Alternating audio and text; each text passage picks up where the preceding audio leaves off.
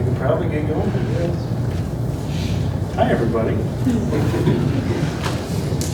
So I don't like seminars. I like mounting with conversation. Feels better than seminars. I don't like to talk at people. I like to talk to people. So through the whole thing, if you have any questions about any part of this or any part of anything else or anything you want to know, doesn't have to be African game. Ask it, because there's going to be parts that are boring, and there's going to be parts, we can do a lot of talking in the sewing part too. I got some cool ways of sewing up the African meat. And kind of just talking about what's different, not necessarily just African, but what's different with exotics or anything else. So all of our cervids, like in North America, we're full of cervids. We have elk, deer, of all sorts of different species. So reading reference and looking and seeing reference, looking for hair patterns is going to be your common denominator and everything. Most of your cervids, they all have the same muscles, but they might be different shaped or heading. They're all heading to the same places, coming from the same places, but their fullness could be different. So same thing with all these antelopes in Africa.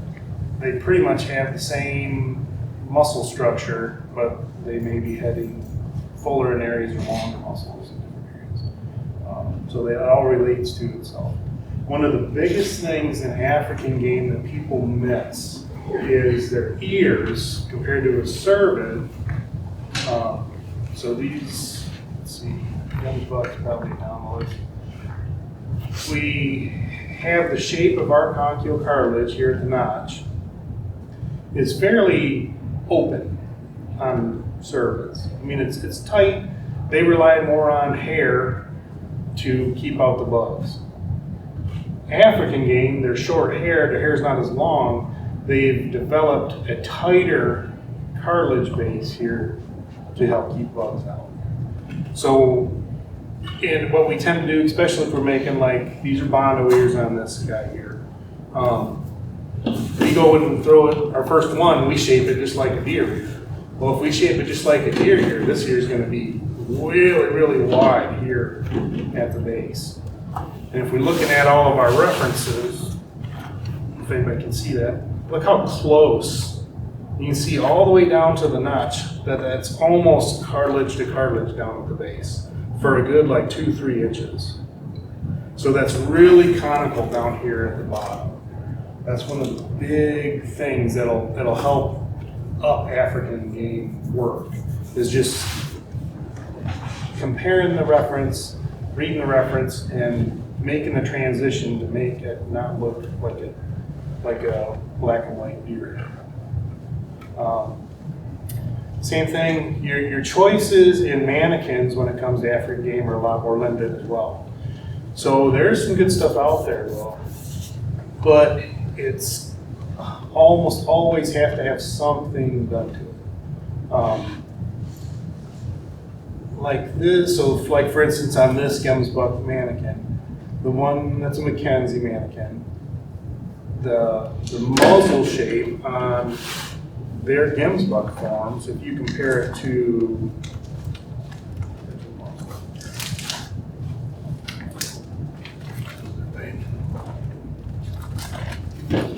the shape of this muzzle, where the nose comes down, compare it and how rounded and pointy it is. I've already rasped on that some to get it closer, and I'll do the rest in clay. But that comes out of the box like flat. So this portion here, out of the box, is super flat and super square. I've already rounded this in and trying to transition that. And then when I get ready to mount it, I'm going to rebuild this front portion to get it closer to the shape of our reference photos. These reference photos are from, what's the gentleman's name in Alaska that sells like the discs? I can't remember. But every year, like he does a spring sale on reference discs, and he has almost any species you can think of. Yeah, this one shows the tight cartilage at the base too. So keeping that stuff in mind, if I'm bondoing these ears, African cartilage is also a lot denser. So if you don't help yourself out by breaking the cartilage down, When this dries, the cartilage gets so tight that you'll actually continue to curl your ear and pull it in. And it will either cause a split to happen or just totally misshape the ear as it dries down over the course of the next couple months.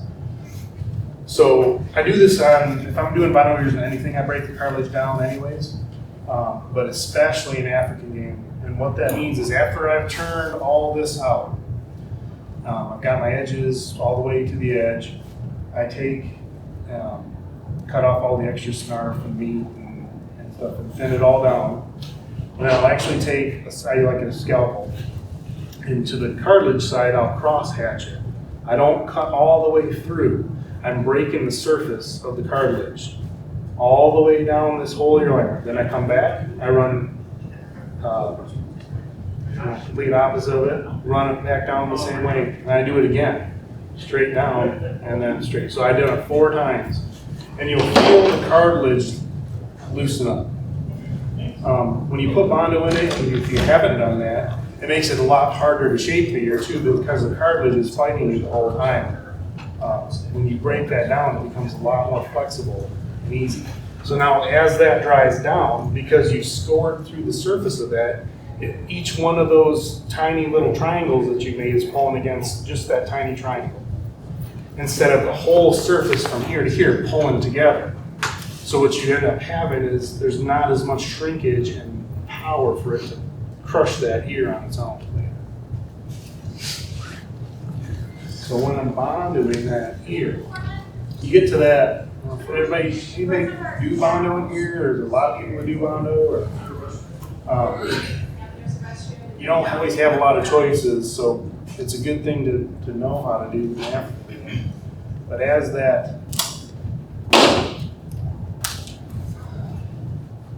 you're shaping that bondo, and you get to that point where it's like hard, but it's not set completely, you don't want to sit here and have to hold this together for half an hour. Just taking that duct tape, reverse, take a stretch off, pinch that tight how you want it, wrap it onto itself, and then I'll just leave them set here just like this to harden up while I go do something else. So it kind of ends up being a second set of hands. Any questions?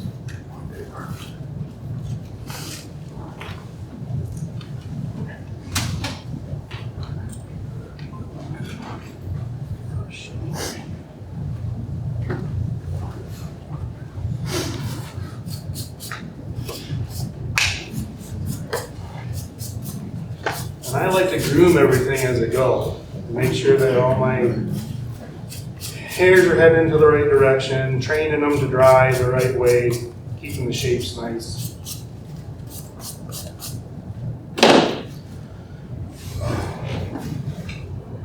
So that held that tight cartilage formed the base of that notch is all the way down here. So you're really close to each other. But when you pull that in, it helps all that hair automatically lays where it should go to.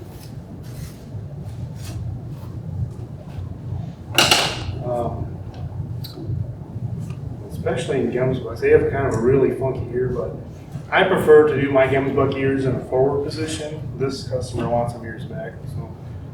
But I just think they're cool looking forward. They have a lot different shape where they come out of the head because that cartilage is so long right here. That transition kind of makes a nice swooping shape. I just think it looks more attractive ear forward on it. Ear back, you'll notice on an ear back Gemsbuck, this area in the front here is a little bit weaker. It's more like a North American sheep than a whitetail. So this transitions back toward the top of the head a lot farther before it comes forward. Okay. And then on what I've done so far, all I did was if you don't test fit anything anyways, when you got stuff like this, do your measurements, make sure you throw a scan on it because a bunch of the time you're gonna have to make some sort of change for fit. This one fit really good as far as I know, and neck goes. But test fit, test fit, test fit. And then you can make all those changes. So what I've done to the mannequin so far, I've taken down the orbits here quite a bit, especially on the top. I always true in my mannequin for symmetry, just to balance it out a little bit. If there's something really off from one side to the other, whether it happened in molding or if it was in the sculpture. And then on all of my commercial work, whether it be a deer head or anything else, I chop my nose off, straight through, back behind where I can see the end of the septum, and then back cut it right here. So when I try to put it back on there, there's already a shelf that just sits on there, and I just have to get it side to side. But from there, I'll pull that off, I'll cut in my septum from the back, and then I'll come through the nostril and meet it for my shape. Typically what I should have done was at that point, I'll epoxy my septum so I have like a nice flesh colored septum to butt my skin into. I didn't.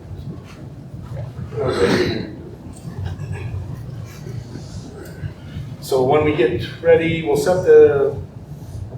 your earbuds in first. I like to do all my commercial stuff, whether it be whitetails or gummies buck, I do 2-part. So I put half the earbud in my ear, I put all the attachments on the mannequin. And then I like to blend the two together. It just works better for me that way to help get a consistent quality. So we'll work on the earbuds. We'll set the eyes, then after the eyes are set, I like to do my eye set and sculpt and let it sit and dry, so I can do the other stuff after that.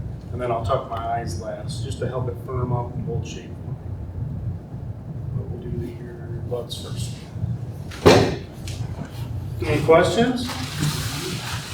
Nothing? This isn't a conversation, this is me talking at you. All right, one?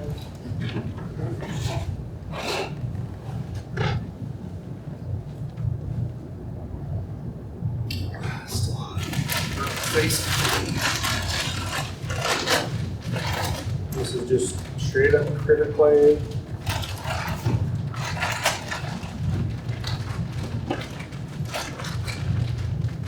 Everybody's still having trouble getting stuff? Some things? It's gotten a little better. Like the eyes are slow. The eyes are slow. Yeah.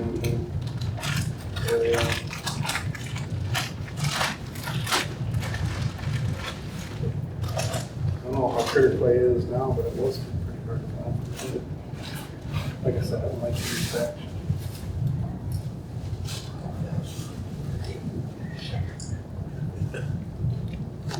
So also Bono in ears, I like to make sure that that Bono completely wraps the front of that cartilage just for support and shape. It's going to help hold it. You're not going to have to worry about it busting here and torquing out of shape as far as the ear shape goes as well. How much of the cartilage on the earbud did you remove? Down here? Yeah.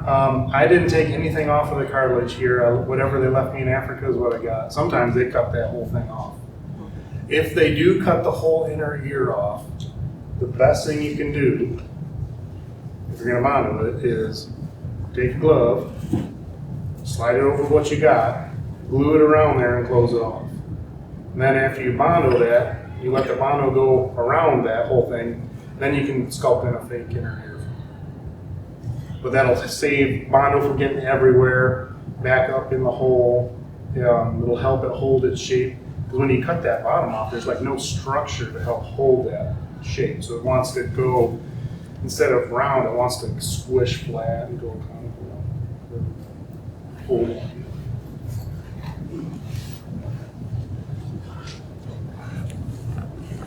This is not a bad looking skin. It's not the prettiest. So we'll talk about fixing that later too.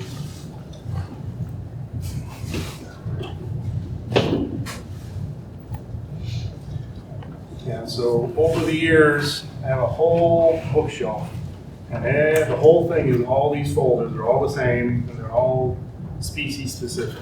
So there's probably 200 of them on that shelf. And I see so many studs. There's kudu pictures. And then, so we got a lot of guys at the shop, so they mess with each other all the time too. I don't know if this one has anything in it, but they'll put, yeah, so here's the back page right there. So there's that reference photo. You see that? It's like a stuffed animal standing in the field. Almost every single book you open up has some goofball put in a fake picture.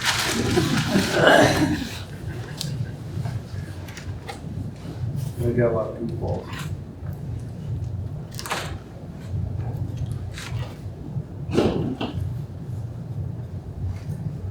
So I'm just reading where I'm going to stop and start based on where my corner of my notch is.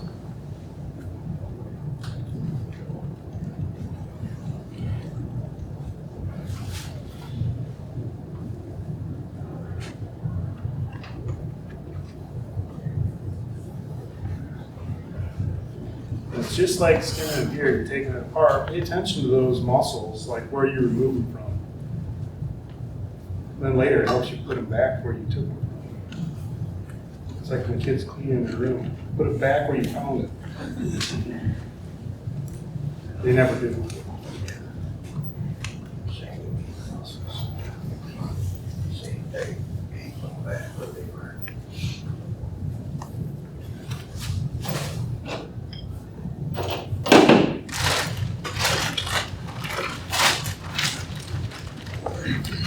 This is really soft.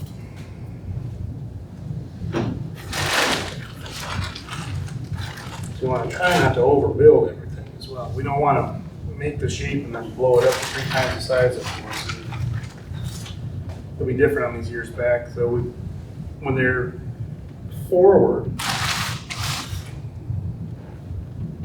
especially in the African game, a lot of people struggle because that skin wants to bunch up heavy in the front. It does that on everything we mount, but typically their skin is softer on a deer or our North American game where it's easy to work out. Some of this African, this cape's pretty soft and pretty pliable. Some of it is garbage. Like it'll be like trying to wrap this box around that mannequin. To help with that, especially on ear sport, you're going to get a lot of skin that wants to gather here in that base. And we just have to keep in mind that we do not want that to gather through the surface of our musculature. We want it to be over the top and not into. So my muscle's coming through here. I don't want that skin to be past where that's going to stop. So a firmer clay helps with that. But once you get that earbud in there, pulling the skin back, taking whatever hide paste you prefer, Pro One works awesome. Now glue your earbud surface. Then pull that back down, and now force it to gather how you want it. You can take a pin and tease that back up. It'll roll on top of the clay butt that you put in there. Instead of, so you're already positioning your skin up the earbud. So then when we marry that to our form, if we need to, we can bring it back down. But we're not going to put it down there and it's not going to try to push itself through the surface of where that butt is.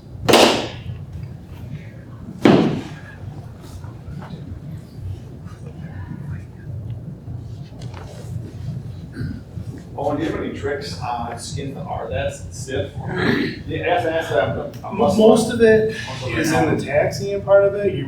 Once they're that stiff, you don't get them to soften. I mean, you don't get them to soften up.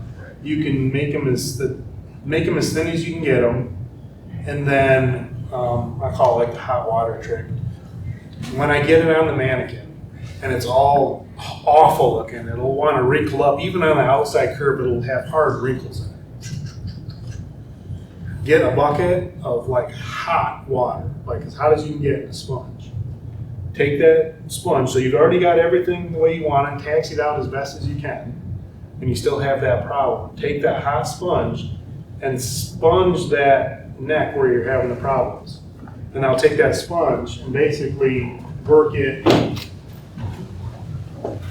with the skin back and forth down like this. What it does is softens whatever's sticking up, which is the hard wrinkle, and helps it to lay flat. It makes a big difference when you do the hot sponge on that. Same thing with any type of tight grain leather that has a trouble taxing, that works really good. And a lot of times it'll stay. You might do it a couple times to kind of get it out. You're trying to minimize what's there. There's still gonna be a wrinkle underneath there, but at least you got it to lay kind of flat and it looks nicer. You can mount some pretty rough looking stuff and get it to look pretty good if you can get them to lay flat. But that hot sponge works really good.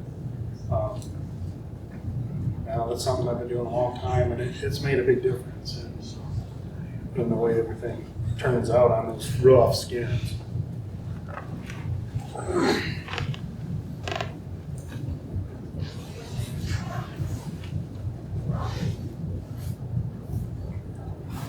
And I don't go crazy on my main muscles where they're going to hit on that cartilage in the back before I fold it forward and then try to shape it from the outside. And then when you flip it back right side out, a lot of times you'll see that you didn't go far enough, or you have to loosen up that cartilage a little bit.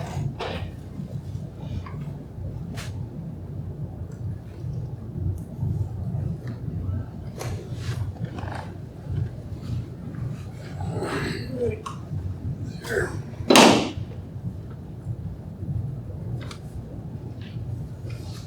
And this is a smaller animal. Even up to, a big mature bull is a lot bigger body than that. This is only a 22-inch neck. I mean, you could have a Gemsbuck with a 28-inch neck pretty easy. So the features on this are a little bit smaller. It's got a smaller ear. And what I don't want to do when I'm putting this in here is I have this cartilage in the end of that right there. I don't want to build this way past where my cartilage ends, because I don't want that's guaranteed your earbud's way too long if that's the case. And I pulled 2 pieces of clay out that are roughly the same size. I'm not too worried about weighing them or measuring them or making sure that. See, my problem is I already started building years forward. I gotta take some of this out.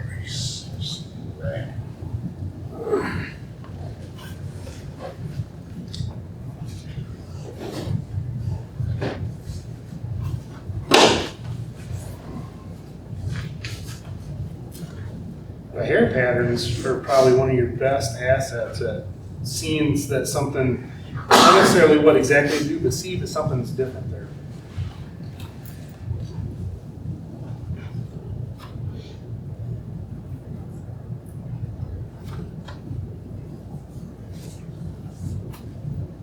Especially when it comes around the eyes on animals that are a little bit different.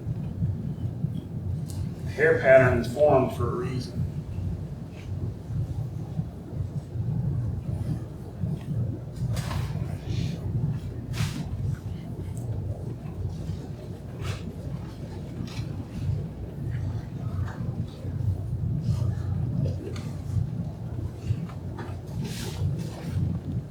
So what I've done there is I'm kind of setting it at the angle that I want, so I can put like my depressor. They have a scudiform cartilage, just like a deer has a scudiform cartilage on the top side of the ear.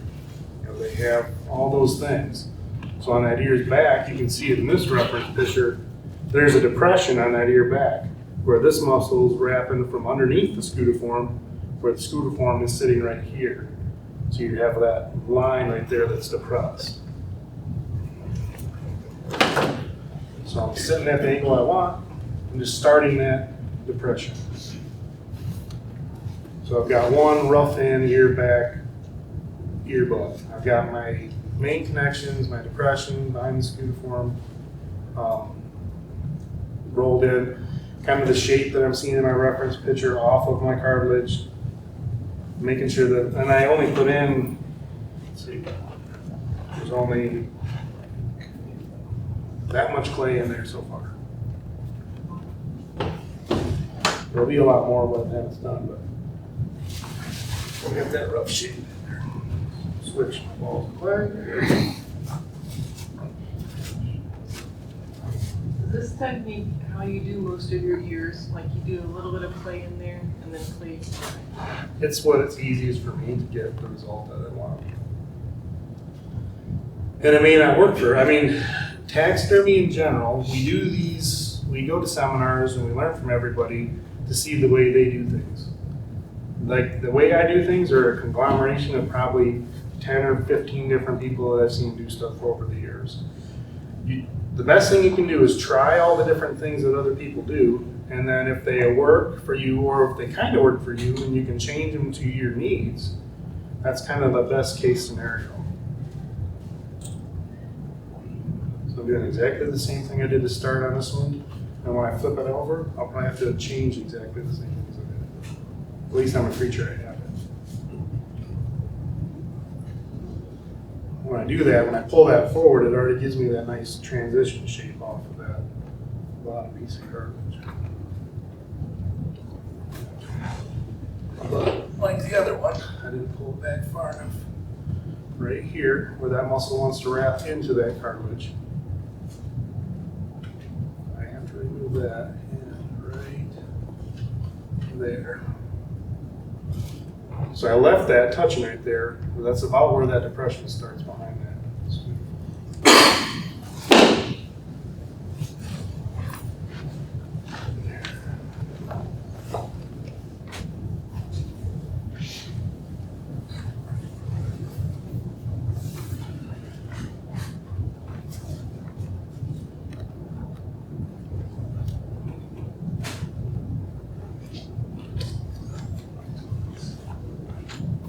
The African skin dries, whatever's underneath there, if it's in weird shape, it'll suck to it and stand out.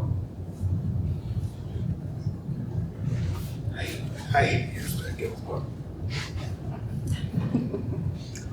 but we do what the customer wants because they're the ones that pay us. I'm sure everybody's got their same thing. Like nobody wants to mount an upright straight here. Most people don't. You know why? Because we don't like it. Because there's a lot cooler things than an upright straight here. Yes, sure. I think you're doing us a favor, just discontinue those. Yeah, but they sell a bunch of them because there's a lot of customers that want stupid ones like that. It's the same thing. There, quick. Just closer a little bit more, which means a little bit more.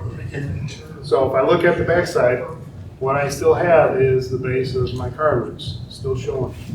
I'm sure this one looks the same. It's there, it's right there. So that's all I'm gonna do for my butts so far. If anybody wants to see what they look like before we do the transition part, I'll save what I didn't do as my base for to start there, because I have the same problem. So test with these. This guy's got 34 millimeter. This that spirit brown, crappy pair eyes, squiggly people. Because that's what I had. Because I couldn't get to a leak in 34 millimeter eye.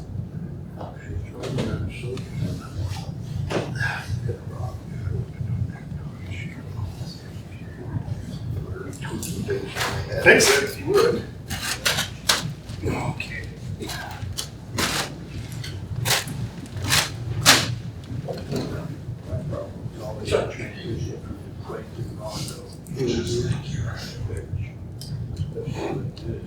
That's why I like that. Before I do it, I'll pull that back and do that glue, and that'll help too. Because anytime you can feel like where, like right there, Yeah. when that clay or that glue will transition softer. It's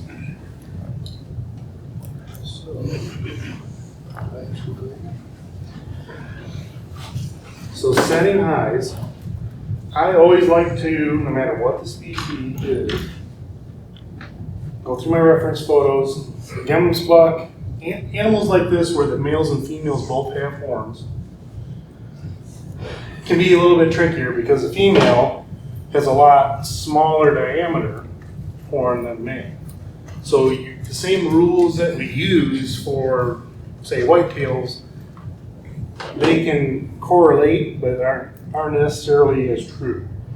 So I like to set my lens on whatever I'm mounting based on what I see for my horn set or antler set. You know, with whitetails, that lens ends up pretty close to the burr.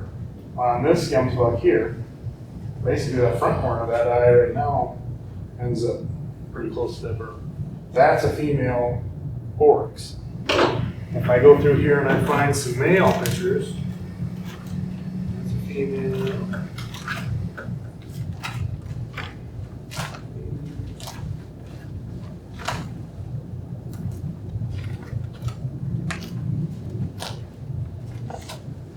That's good. There's the male. And he's about halfway across the lens of that eye, where the corner is. That corner's inside of it. This is a young male. We're mounting kind of a young male. We'll use this one to. So I know that now. I'm not going to try to get this lens all the way into matching up with here like I would a deer. If that's the case, I'd have to drill that eyeball in there a lot further. And then you'll notice there's pretty fine features to the face of the young bull like that. As he gets older, as he fights, as he builds scar tissue, especially this area right here becomes much heavier. Just basically from being damaged and rehealing over and over again. It's all scar tissue in there that makes a lot of these shapes on some of the stuff.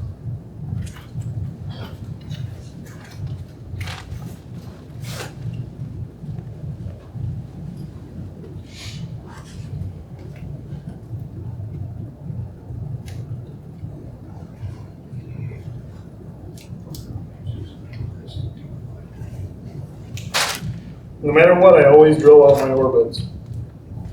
So I set the eye, the mannequin doesn't set the eye.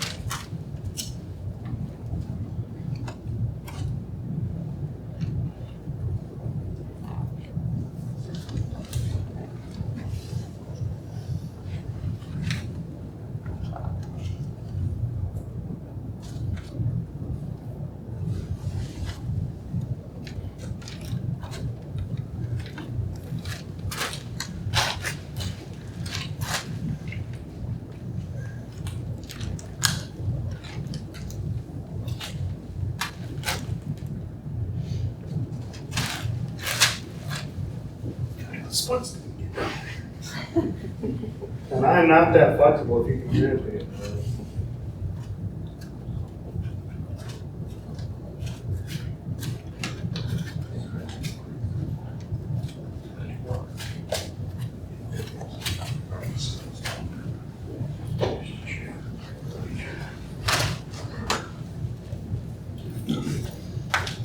Make sure that back's fairly.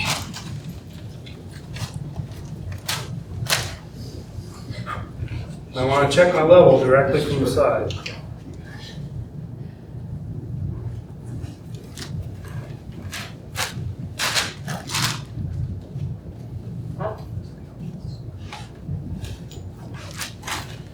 And I go back and forth and I'm going to check the depth again. And my symmetry. So I do everything I do by feel. I'm feeling for the difference from side to side based on the work I've already done here to match it up as best I can.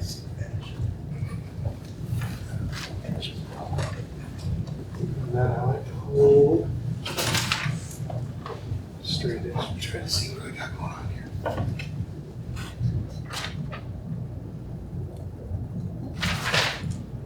I feel pretty good about my depth.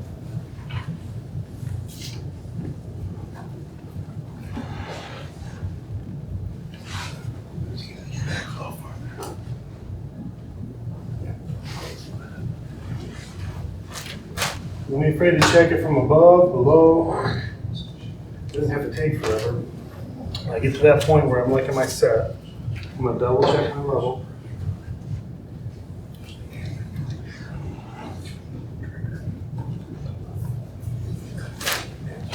Is that the pupil of the eye level with the ground? Like Yep. the level? And then check out the level from the front to see if they at the very front, you wanna make sure that what you're looking for there is that one's not like this and one's not like that.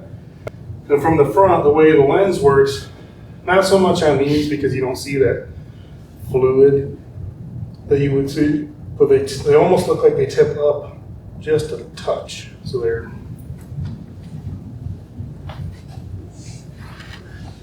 close. We do that good work. When we do our eye, I shape my eye based on the pupil. Then when we tuck it in, if we go back and we do all that work and we double check, they should still match each other. So I get my set how I like it. I always fill in all of the gap around it with clay. That air gap is a spot for shrinkage to grow. Take away this air gap that can lead to shrinkage. What did you do for setting the depth? As far as how do you know what depth you want? I'm doing that depth based on the horn. Okay. So these, I'm not gonna bond those horns on. Today I'll do it later after it dries down. I'm gonna do my eye set, all my pre-sculpting, and see how my horns are actually inset from the mannequin here. I'm setting my horns based on the actual orbit of the eye, where that bone projection meets my mannequin for the orbit, not the front. This is already re-sculpted with the tissue that's over top of the skull in mind. So I want this to line up for me. I don't care if this lines up for me. I actually took this down some, so this tissue, if you look directly from the side, is gonna blend up into my horn. If I pull this all the way forward to meet this, now my horn level is out past my skin. Now I am building back up and around to my horn, which would not be accurate.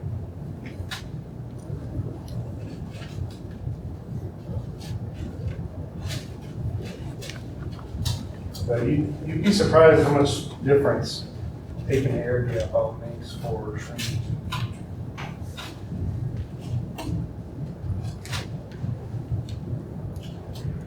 Plus, you're also bedding your eye in there, so it's not going to move around.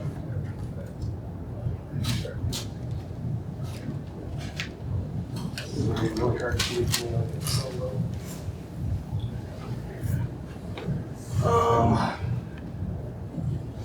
If I lower it once.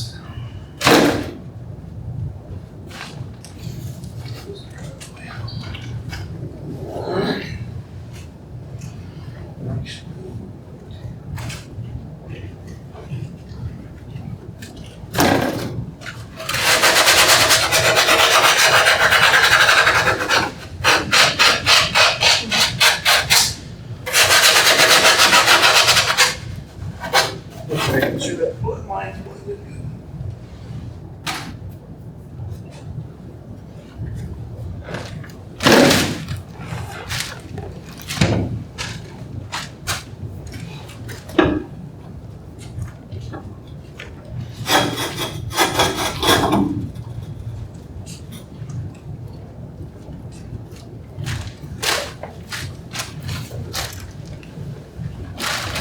That's better. So when I'm shaping these eyes, I'm doing the same thing. I build all my eyes the same no matter what it is. I build each muscle in the same order. Because you're building, what helps with your speed and accuracy and quality is building repetition.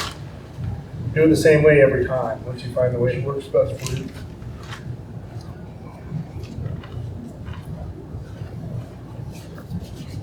I always throw in my lower lid first.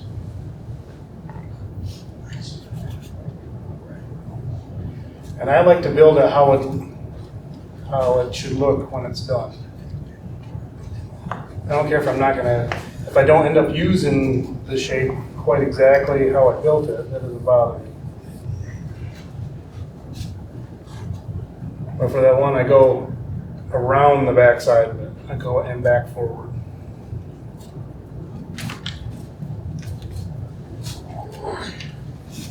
So I'm building the same thing I'm going to do on a whitetail for me, and then I'm going to adjust it to look like a gemsbok, or a blessbuck, or a kudu, or whatever after the fact. I'm putting the main muscles in there. Because they have the same muscles in the same places, they're just different shaping. And a lot of African game, when you read some African game, they can't even show a lower lip because they don't have one to show. A lot of African game, their lower lip comes up here and it's all hair, and then their lower lip actually sits on top as like a pad instead of a protruded lip.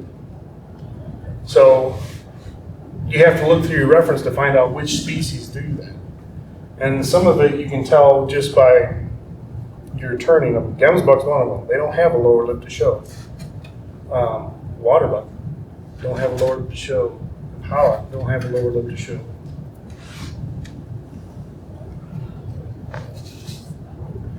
And then reading, some of them have like a double upper eyelid. As far as the crease in the hair pattern above the eye will have more than one line like a deer has. Mature impala have glands on their forehead that run at almost a V angle. You can see it in the hair pattern if you look for it. So there's a lot of different things to look for. And finding those things is just putting together as good a reference as you can.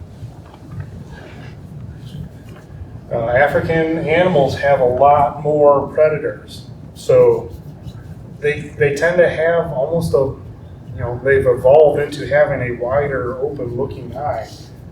The front edge of their eye is typically more up and down compared to what we see in a deer. And that can be their relaxed look. If I got a leopard chasing me all day long, I keep my eyes open. I have them forbid a line or something once I chew it.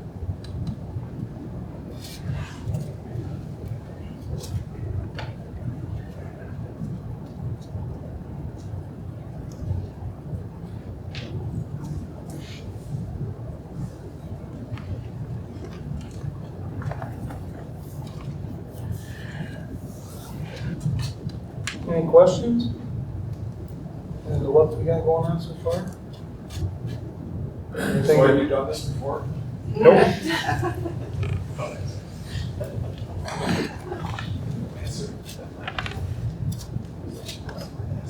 Can you put a little more clay, Owen, to beef it up slightly to compensate for shrinkage of the skin and the clay as it dries?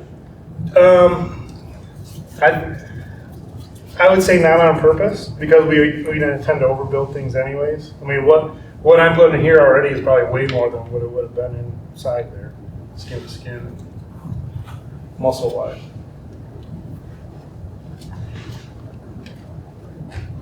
I like to thin, just like everything else, I'm thinning it down as much as possible to try to control whatever shrinkage I'm going to have.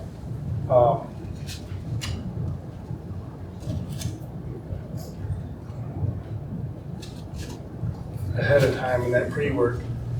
In everything you mount, your end piece is only as good as the structure underneath. So if we don't do some of the work to change or correct things or adjust them for anatomy, you can't fix it later. It's underneath everything, it's the bones. So doing that extra work ahead of time, and extra reference work ahead of time makes a big difference in the end game. Put more time into working on that mannequin to tune it in to exactly what you think instead of getting it almost close and think you're going to fix it later with clay. You can fix some things, you can adjust some things, but if there's something hard underneath there, you're not going to change that part. So I'm building these a lot lighter than I typically would on a big male, just because that's what I'm seeing in these pictures. The picture of this young bull is a lot more like a cow and less like a big mature headed built bull. So in this reference, I have a very bold front of eye here. Above my first lid here, I have not a two-stage eyelid, but a two-stage kind of eyebrow. So now I have my lower lid, my upper lid, which is still a little heavy. And then this, when I build this transition, there's going to be another bump here that rolls in and comes up.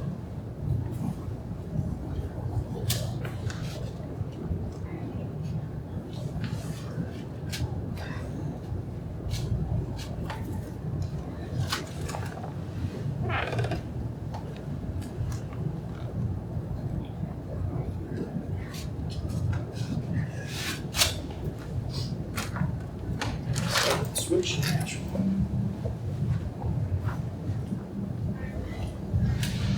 I know many people can see that eye from that angle. The same thing there. In total, there's probably almost as much clay filling that air gap in there as around that. Besides this upper.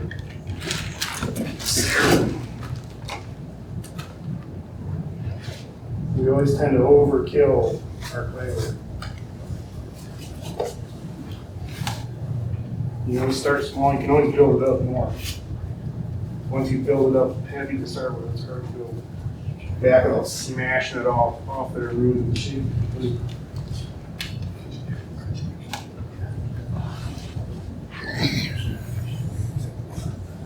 So,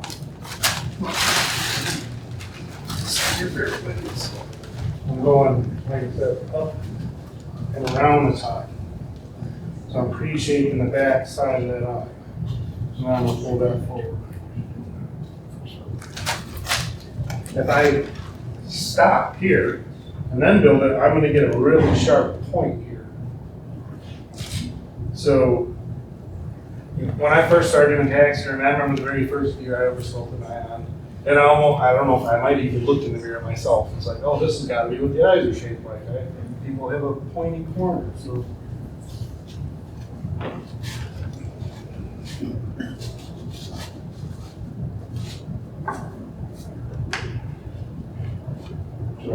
again, I'm building that rough shape in. I can adjust this musculature around the eye at the end.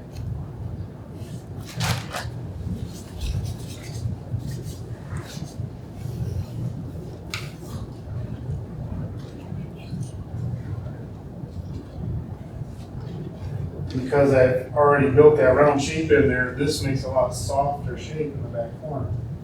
Maybe not just across here.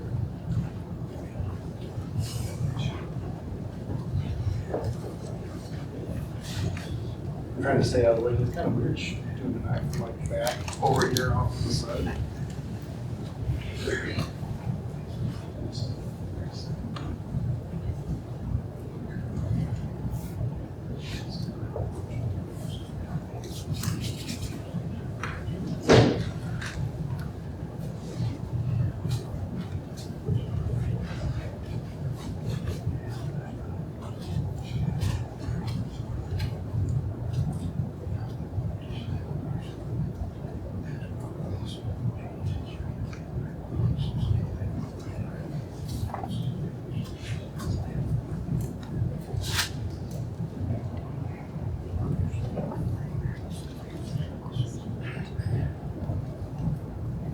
So who drove the farthest to be here this section and able? Anybody drive more than 4 hours? Yeah. A couple hours minutes? About 20. 20 hours? He got lost. He's not good with directions. He's only 10 minutes away from being lost. Yeah, so it was safe.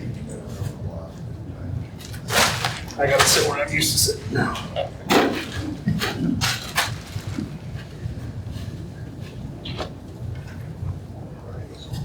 Straight here.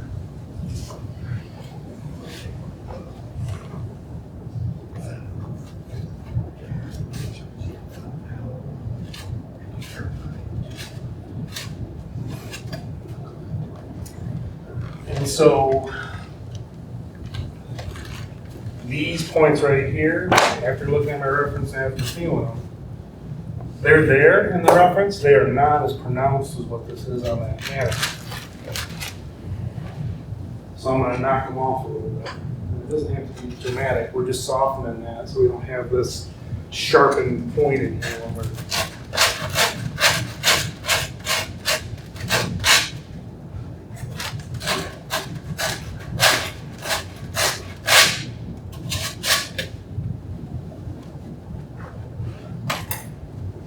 Read it as you go.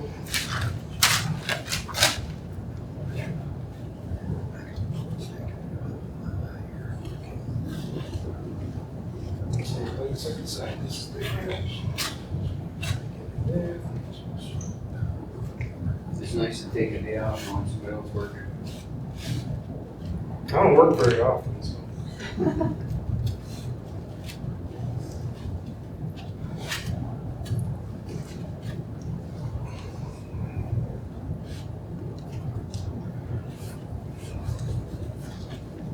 So that's roughed in. Make shape in the back of the side. If I'm gonna look at my skin, there's gonna be a little bit of a hair pattern here on the back that's gonna help. You're gonna see it in this photo here. See where that hair pattern almost pinches? Kind of like how you have a hair pattern, your antler hair pattern on the deer. They have that same hair pattern on here. Well, that hair pattern lays where this is heaviest on the back of that eye. It lays right here on the back part of this heavy spot. That's what's making those two pieces come together. So that's part of that, hair pattern talk. So I got my eyes. Anybody wants to look at that? Just how they're roughed in and everything. They don't have to be exactly the same, because we can make adjustments. You can also check it out.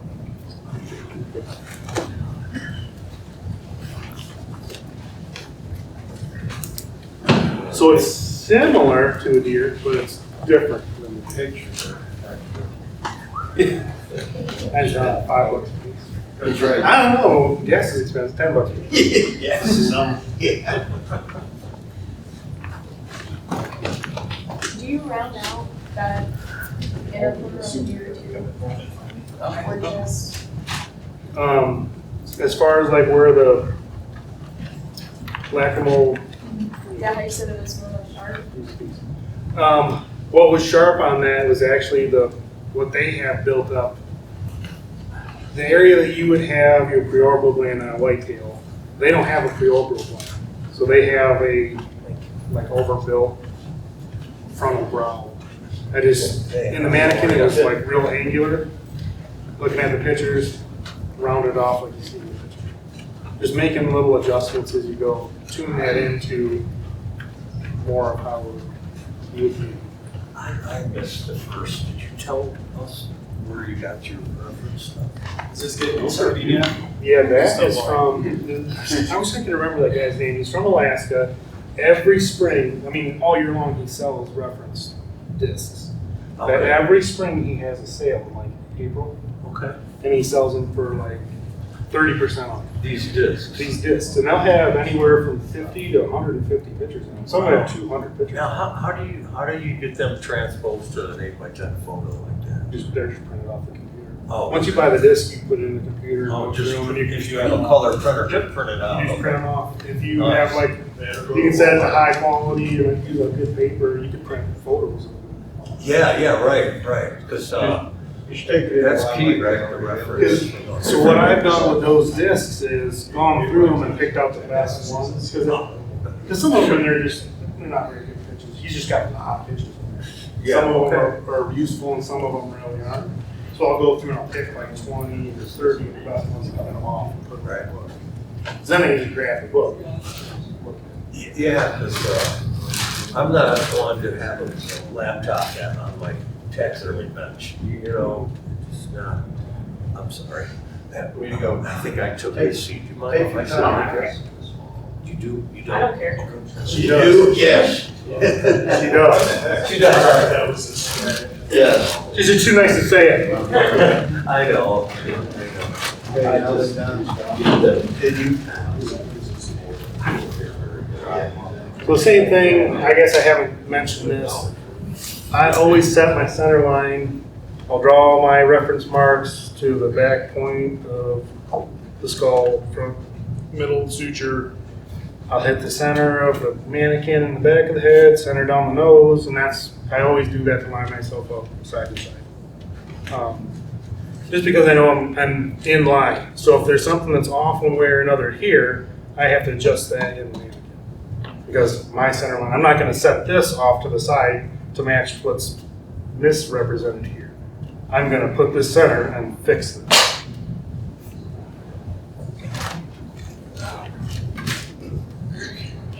So now we're going to throw in our transition.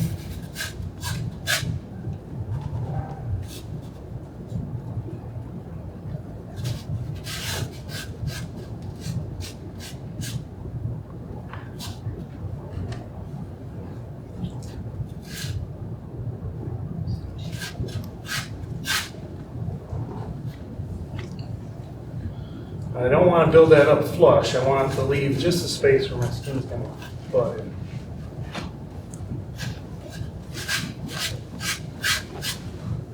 Oh, and is that Alaskan North Taxidermy, Phil Wilson? Yep, yeah, Phil Wilson, yep. And he, like, how many does it show on there? He's got books for almost everything you can think of. Oh, yeah, there's like hundreds of them. So you do that with a combination of pirating a bunch of stuff off the internet like I did. And then you can build up a really good book for a lot of different critters.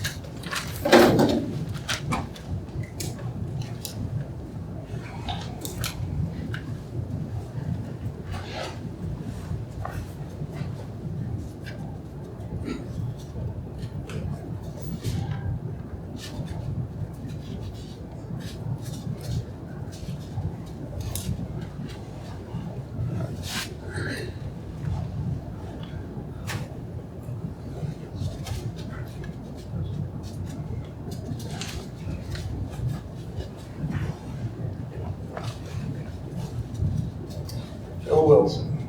Phil Wilson's.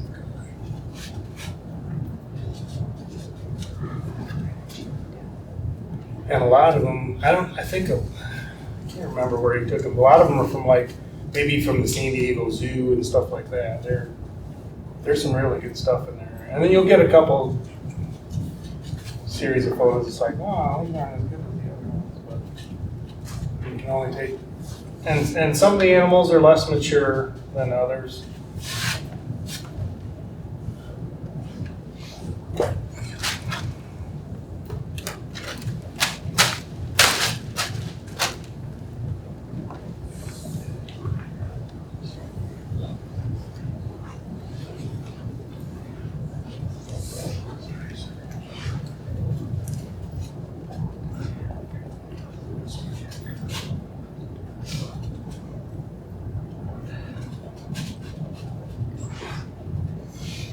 And I've already taken this in, so my transition is a lot simpler.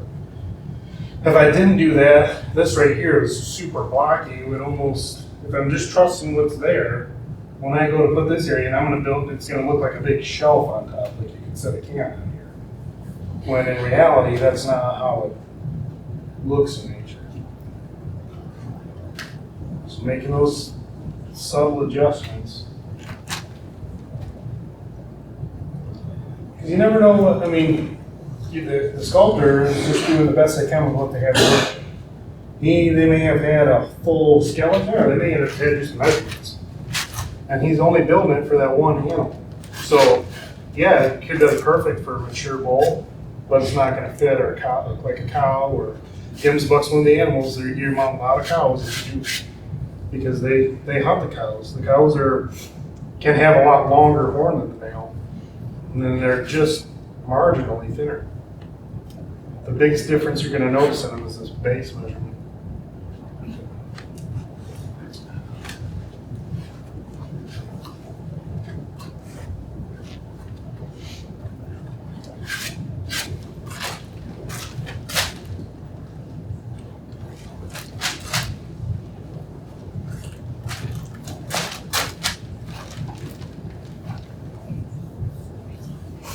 And what I'm building up on the back here is what the reference is showing me where the hair pattern lies.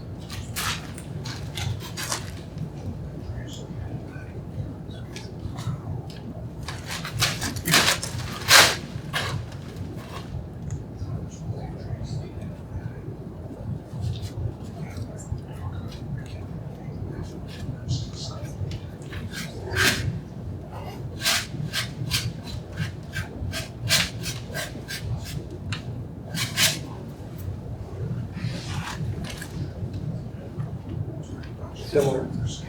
Okay. So we've got all that done. And now I'm going to address kind of that groundwork I've laid down here to shape that muzzle a little bit more accurately. And all that I'm going to do is take the squareness out of that front lip.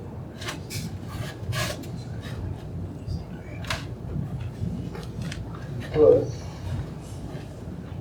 a little more roundness into it to match what you're showing.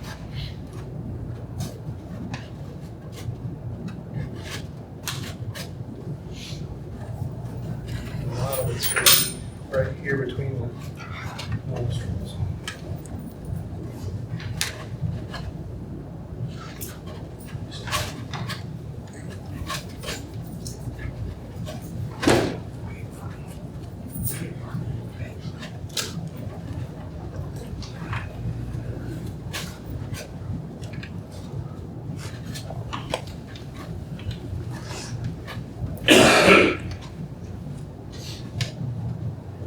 We could mount it just as it is out of the box. Customer probably won't know, but I am more of I want him to look like he should look because I can take pride in what I did. And adjusting it to give him a little bit better than out of the box. And then I'll charge him for better than out of the box. It's not like we're doing the extra work for nothing. We're gonna charge them for everything we do.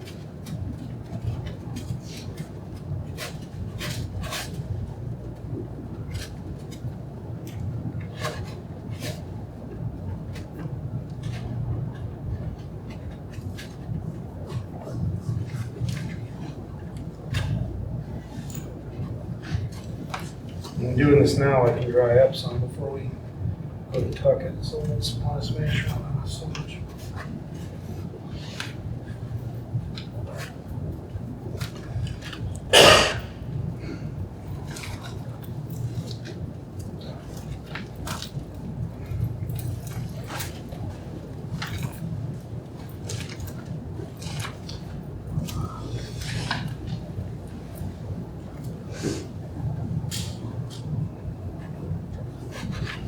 Go too much more.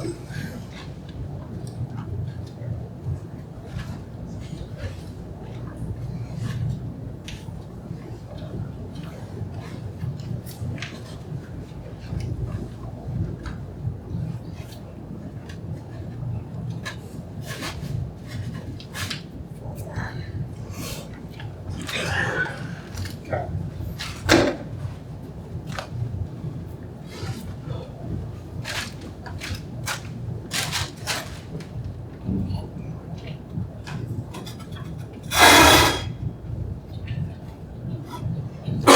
Well, Mark, you need some WD-40 on this thing. Almost got tetanus just looking at it.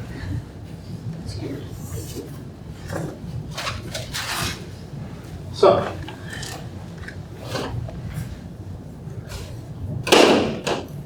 Finally, we'll work on your blood. On the head.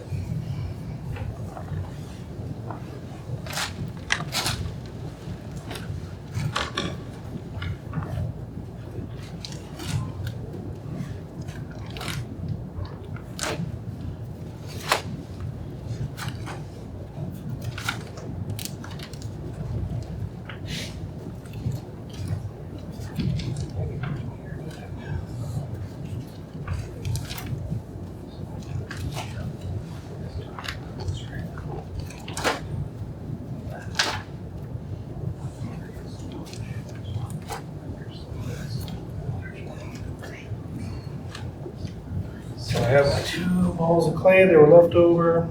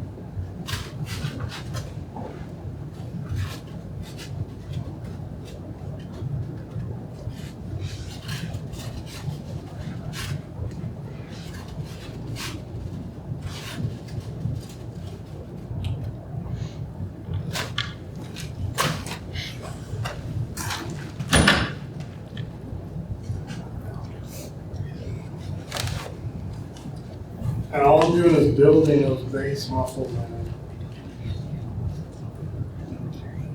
tying it up.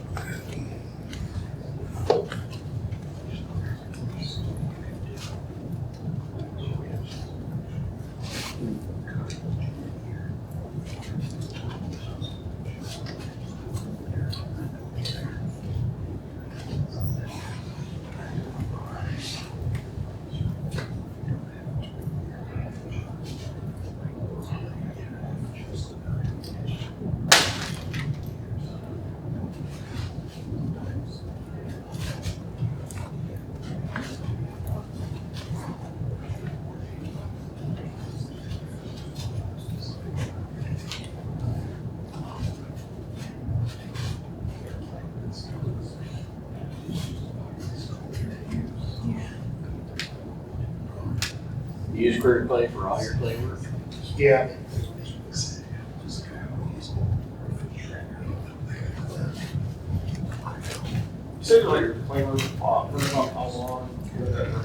But just by the time I'm done, it's, you know, firm compared to, this is a lot softer clay. This bag anyway, is a bit softer than some of the past. And we had to buy critter clay we couldn't get for a while, so we had to buy it by the pallet and put it in the freezer. So this is probably why the bag goes in the freezer.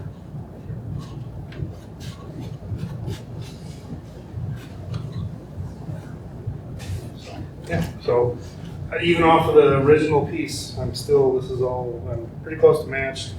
That was what's left over. There'll be more in the transition, but like.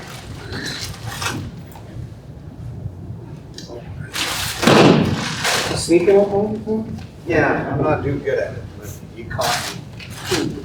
This got knocked off. I think I would learn more from my native relatives, but no, you busted me.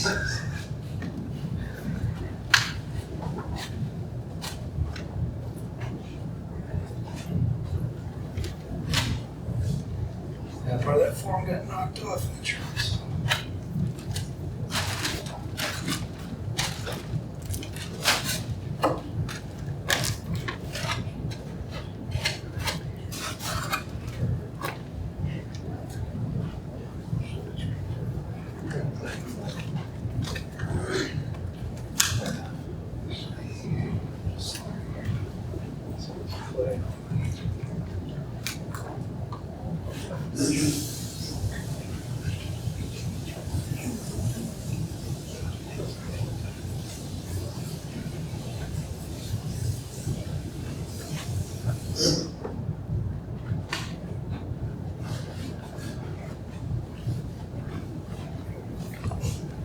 Questions?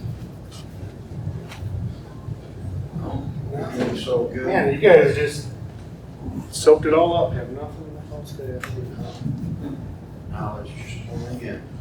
What if I told you a totally backwards way and I wasn't going to tell you unless you asked something? Now you're making stuff backwards, I guess. We trust what you say. Oh, gosh. What's your favorite pizza toppings? I like pepperoni and pineapple. I'm a pineapple guy. Yeah. My favorite pizza, pepperoni, pineapple, ham, and onion. As Yeah. weird as that sounds.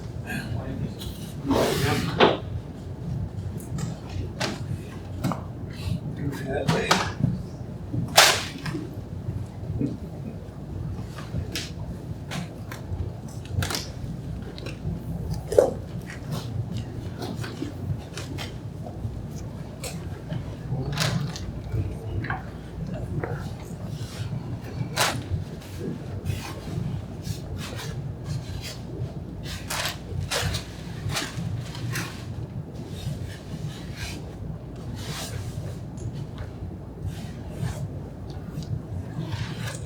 You got any of the batches you have to mix in the mixer? Oh, yeah. Sure did, whole pallet. Okay.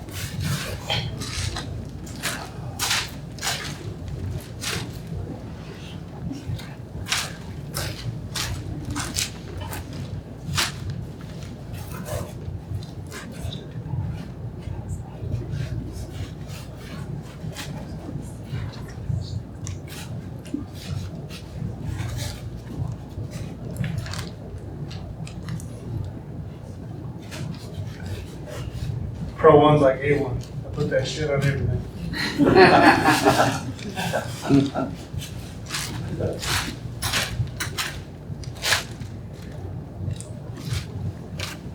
Nobody else got any good jokes? Nobody's funny around here? There are a lot of smart asses around here.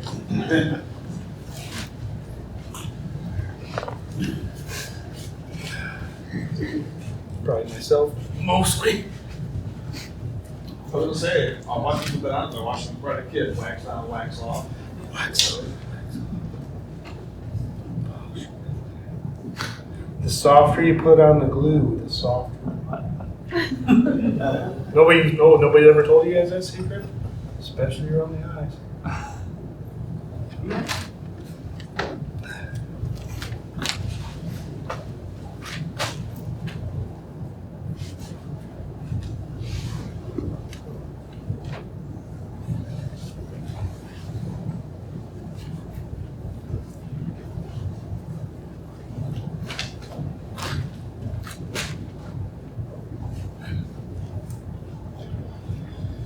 And the most important part. Forget about.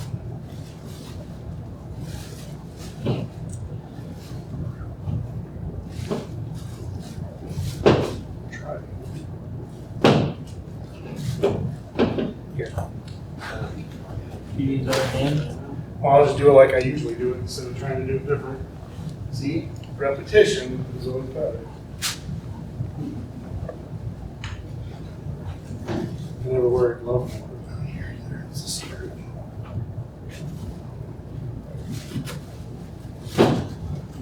Okay.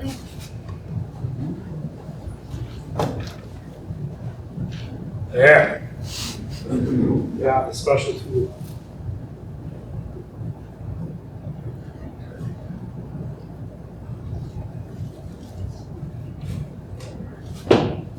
Now, some African animals have wrinkles and things like that. What's the best way of putting them in there? Do you use clay, something else, or?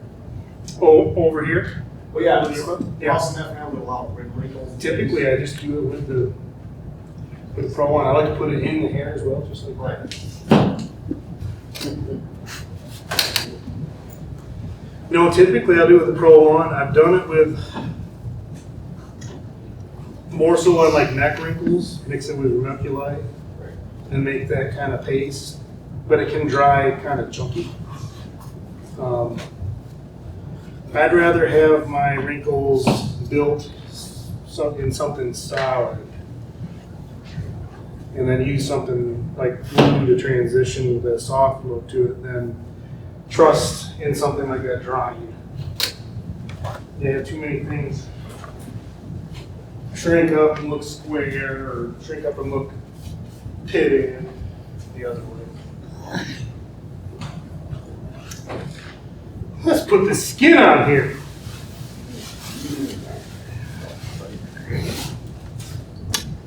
Smells like it. Work skin. Oh, you got a lot of sewing to do. Yep. One thing you're not going to find from Africa very often is a short incision anything. Right. Worst hair to sew and the most sewing to do. If you do, we got really, really lucky.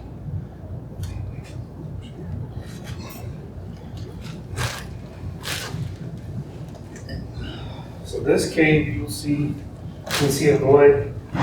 That's bug chewing. Not so bad on this one, a couple spots. There's a big old skin cut from Africa. So what you will notice is they don't necessarily have the best tools for the job in Africa. Sometimes it looks like they use a hatchet. Sometimes it looks like they used a stone knife that wasn't sharpened yet. So. Or points so you can make sure they line up. Yep. Yeah, they did that on purpose for your benefit.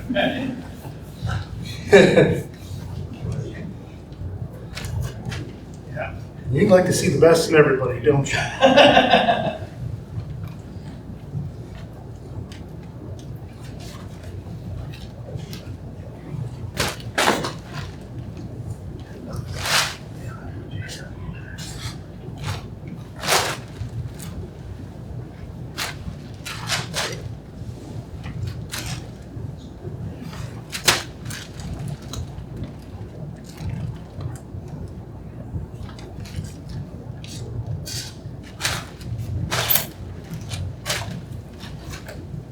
So with like all the African animals, do you feel like there's a difference between the animals coming from Africa versus like Texas?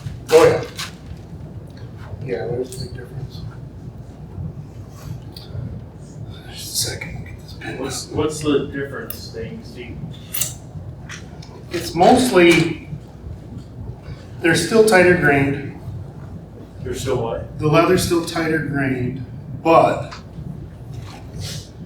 handling, they don't have to go through the dip and pack. They don't have to get salted and left in the 120-degree sun for 60 days before they leave camp. That's the difference in it.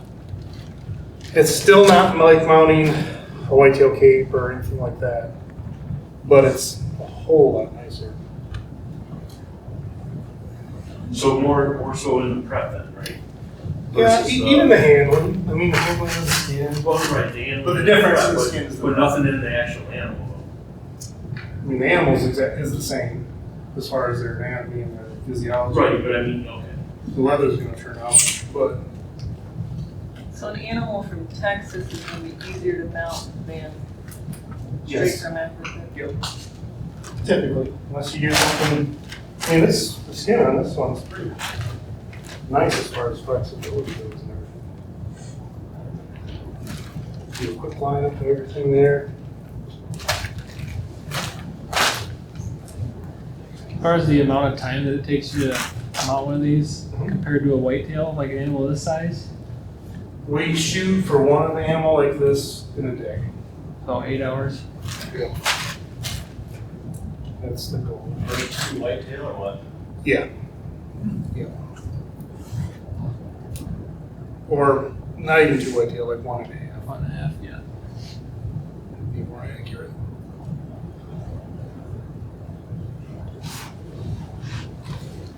And the charge is similar. Not, I mean, I think Dems probably charge $1,300 and something, maybe $1,400. It's like a really easy spot for drumming right there. Everywhere. Everywhere.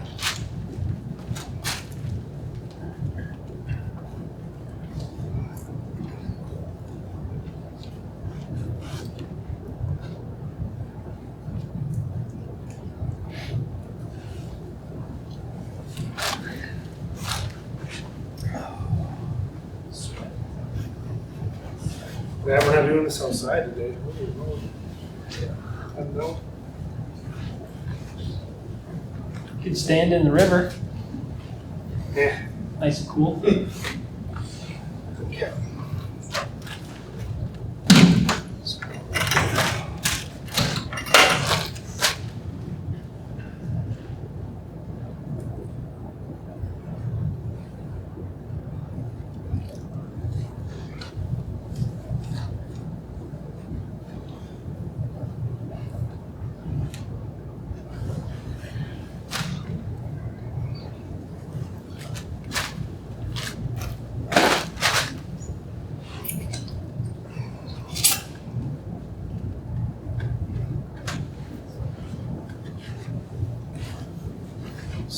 Here's that kills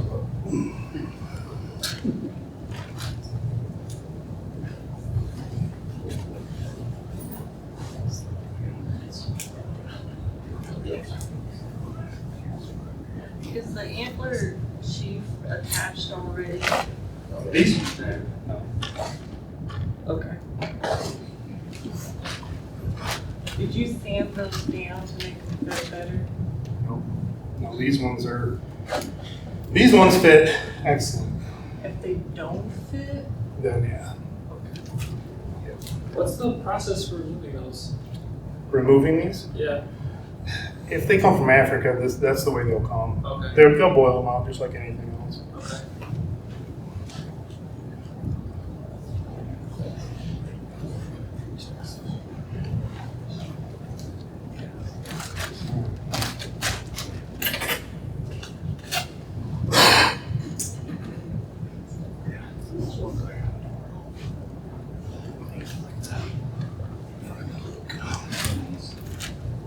how do you attach them? Like what do you use?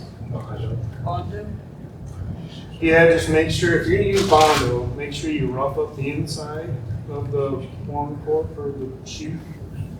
Otherwise, Bondo is not a glue, so it'll separate easy, especially if you go through like a hot cold cycle of posture. Would you do that on all your Yeah, like on like a sheath. like a ram, yeah? Yep, on the sheath, I'll take a drill bit on the end of the drill, take the sheath and actually put some, lock marks in it. So when you do that, it's great over there so it doesn't come off.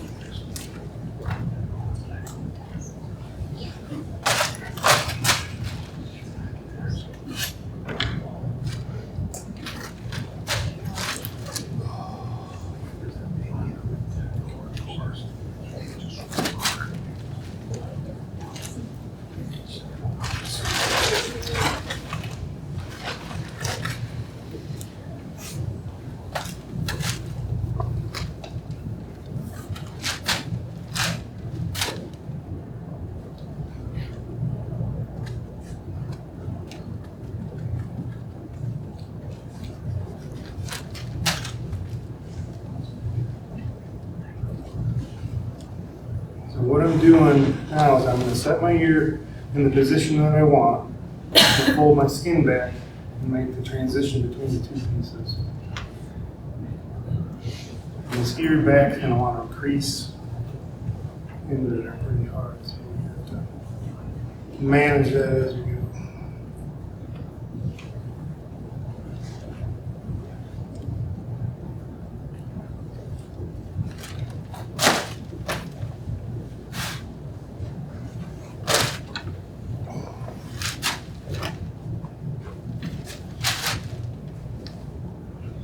Because we have glue in there, I can pull that forward and backward with that part.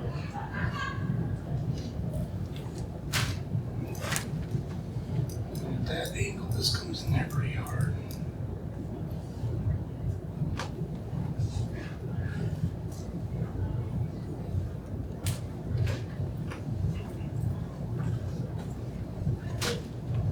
But you'll notice with that glue underneath there, when you start manipulating that butt, everything wants to move smoother.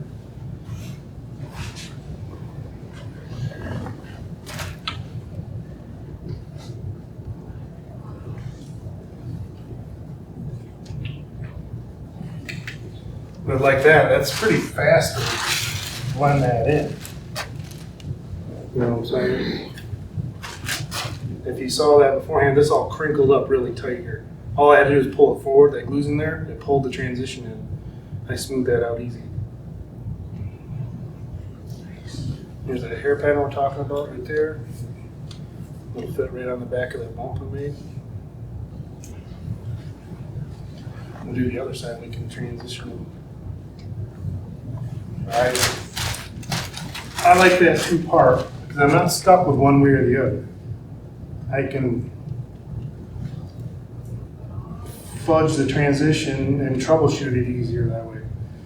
Now on the back here, this is rolled up. It's full of glue. I can feel that it's full of glue, and it's on top of the anatomy, not into it.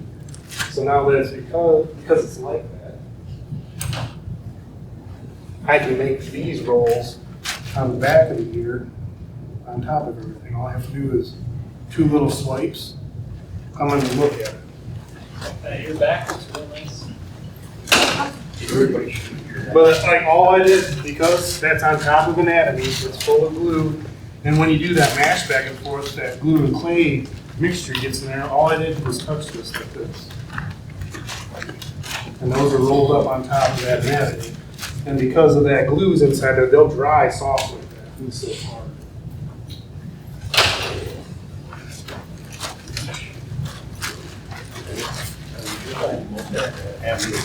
Especially around.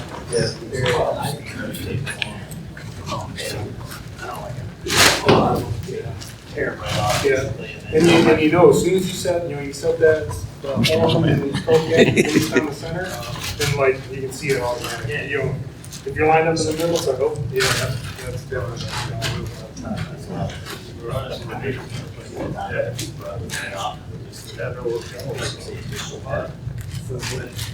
Don't mess it up, Tom. So, You're good, man. what are you talking about? It's really flat.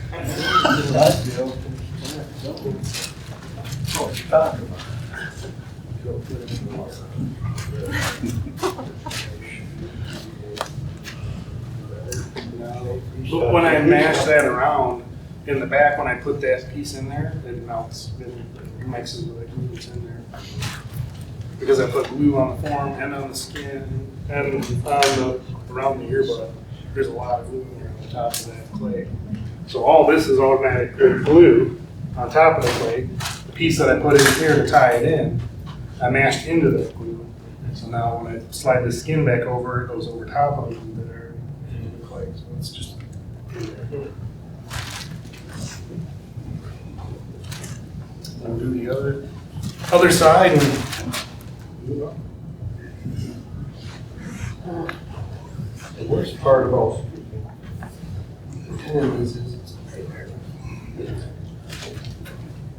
Are you dug out part of the mannequin? I see you have your placement for your earbud set. Did you measure? How do you know what's going to work with those? No, I just got rid of it because it's in the way. On deer and stuff like that over the years, I've measured a lot and kind of do all that by feel based on that. This, I've got no measurements to go. I mean, you got the skull. I mean, the good thing about African is you almost have the full skull almost every time. So you can do quick measurements to guide you on that stuff. On this one, I didn't. But you could help tune you in until your repetition builds that. That's about where it goes type thing. If it was a competition piece, I definitely would measure. Every survey you dig out those ears. Yeah. Ears forward, ears back, doesn't matter. It's that structure underneath that's solid that's in the way. I can't move it later if it's there. If something's not right, I can't make it right because it's in the way. So I automatically remove a lot of material, especially in that area, because I might get it back and go, man, this really isn't working. What if that ear was forward? Or what if it was forward and now I want it to be back? Well, if all that material's in there, it's fine if it's forward. It's not in the way. If I go to bank it back, now I've got an ear cocked off, sitting on the side of his head, kind of like this, instead of getting back to where the anatomy would attach. So I see already, based on the top of the head scan, they didn't leave us a desirable situation. Which means they removed part of the skin that should be there. And it's not on the skin anymore. So we will have to do a little situation. Which is fine. That's African, half the time is just a bunch of troubleshooting. So right now, this is just as ugly as the other side was. I've got this all folded up on here. But we're gonna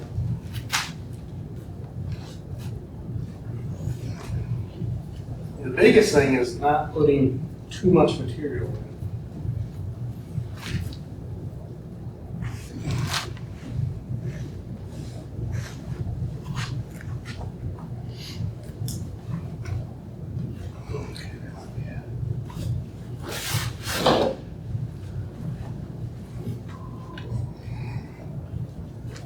So because that material, if I left that there, I wouldn't be able to put that ear where I want it.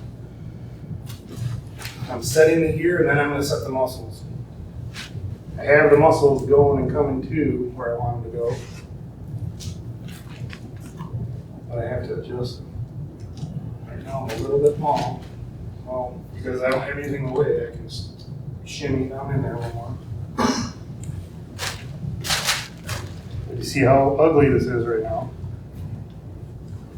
I'm pulling my skin back. I already have my transition here. I can blend it in. It's all glued. Throw in the muscle ties back in here.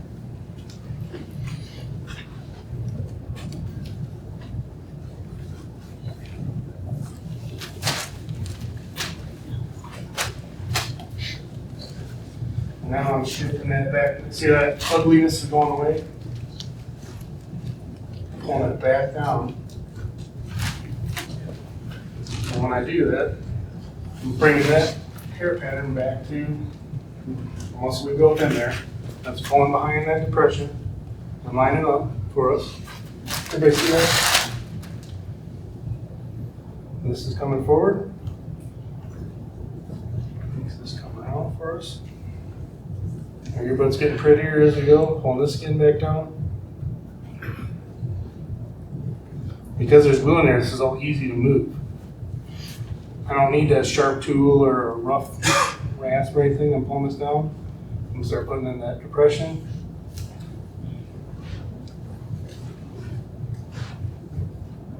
There's our cartilage coming forward. Pressing this.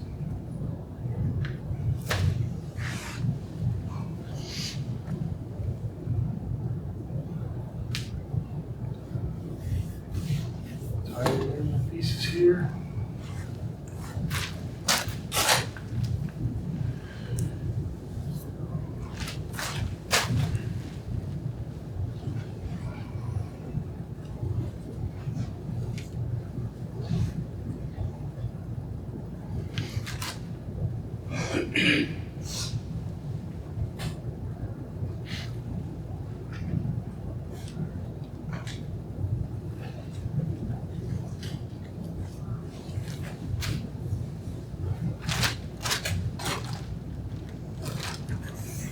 I haven't even put these in yet, but they're almost where I want them.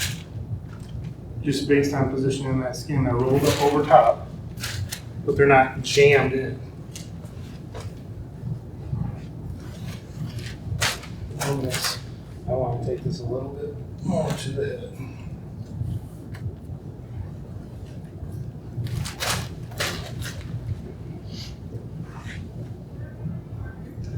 Skin back down here. That's all really flexible. And then we can tune it in even farther after the fit. Make sure that our ears are similar.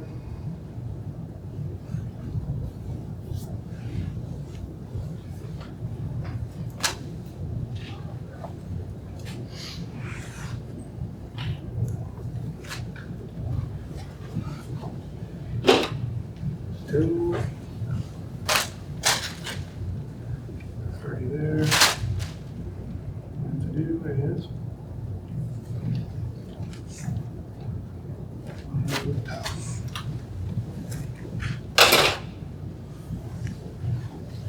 So that's about all I do before I sew it up. I got really good basic shape and everything. There's enough material in there to finish. I've got glue and everything.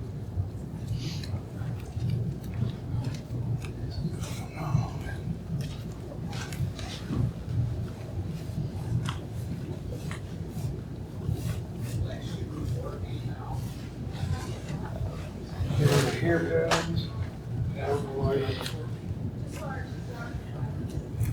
So we're good to go. Take this one just a touch more. Oh. So same thing when I set this, I pulled my eye skin out so it's continuing to dry out. It'll be the last thing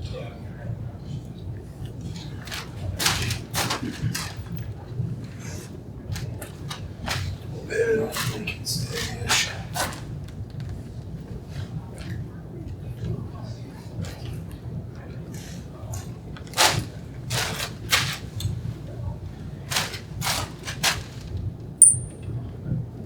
Looks like rain.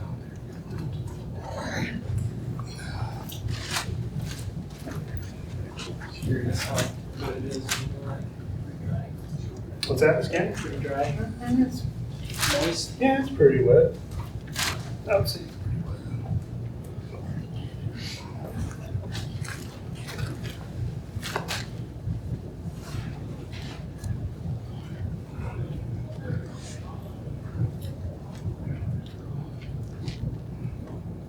Just imagine how cool it would look if his ears were forward.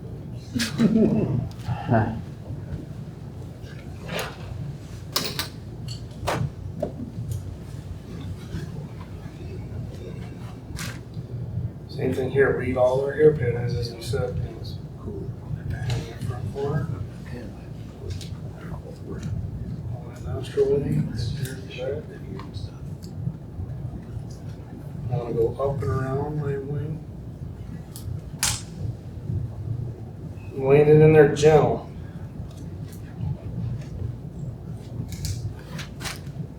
And I can put it where it needs to go after that. The softer you handle things, a lot of the time the softer they'll end up turning out. Rubber's going up and around. I don't have any plastic, so paper towel.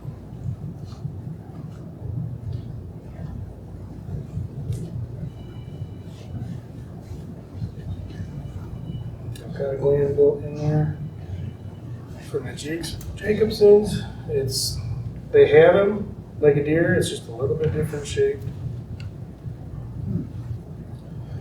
The hardest part reference-wise on some of the African animals is getting your hands on like inner nose anatomy.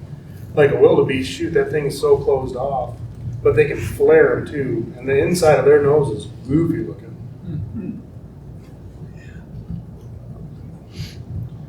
This thing, I'm not gonna jam all this in there. The tighter, if I pack that in there tight, it's gonna pull things tight and create sharp edges and stuff. I pack it to hold it, I'll take it out probably the next day or the day after, readjust the skin where it's going to. Or it should be going to.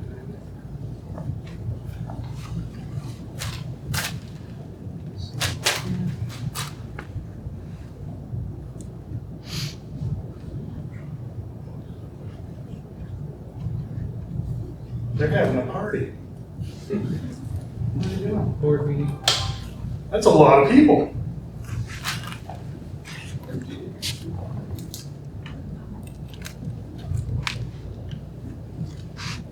You wanna get rained on?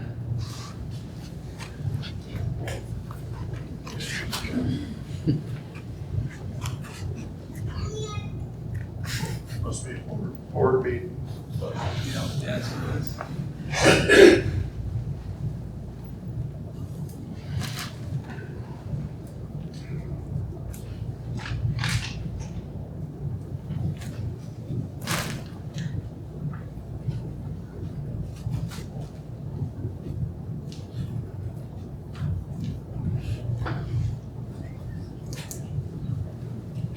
That's just a paper towel for stuff. Yeah, this is just paper. You'll pick all that out in 2 days. Yeah, I'll probably pull it out tomorrow. I won't because we're on Sunday, I'll pull it out on Monday, but if it was during the week, I'll pull it.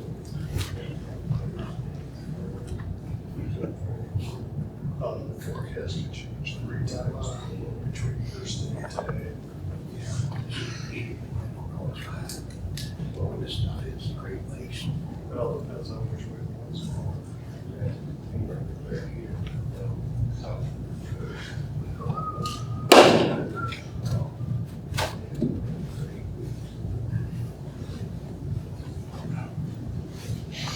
My sweat monsters.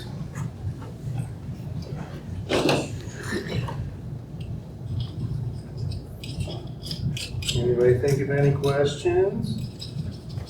Did you already say when you put those airliners in, did you do it like yesterday or the last night?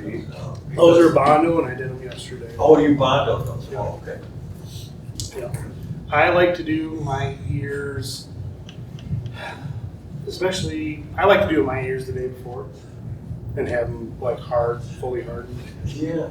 Or if their liner's fully set. I always have trouble, with the mounting process if the ears are moving around. Especially a Bondo ear, if they're not totally cooled back out and cured out, they're a whole lot easier to put a crack in them. I put a lot of like kitty hair, fiberglass chop in them, real fine strand. So it's like thick peanut butter, but you can bust them if you're not careful when they're warm still, especially when they're warm. Did you trim like the eyes and the lips? Was that how it came? No, I thinned them all by hand and trim. So like that thin or that much like around the eye, is that pretty normal for you? Yeah. The bigger they are, the more skin I leave. I'd say there's 2/8 inch there, quarter. And white tone, same thing. Probably. The key is just having it really thin and making sure you get the oil glands out with anything you're mounting. There's a lot of shrinkage in the oil glands, so that last little bit. I'm not afraid to admit that I did taxidermy for probably 3 years before I even knew oil glands were things. So. Learning process.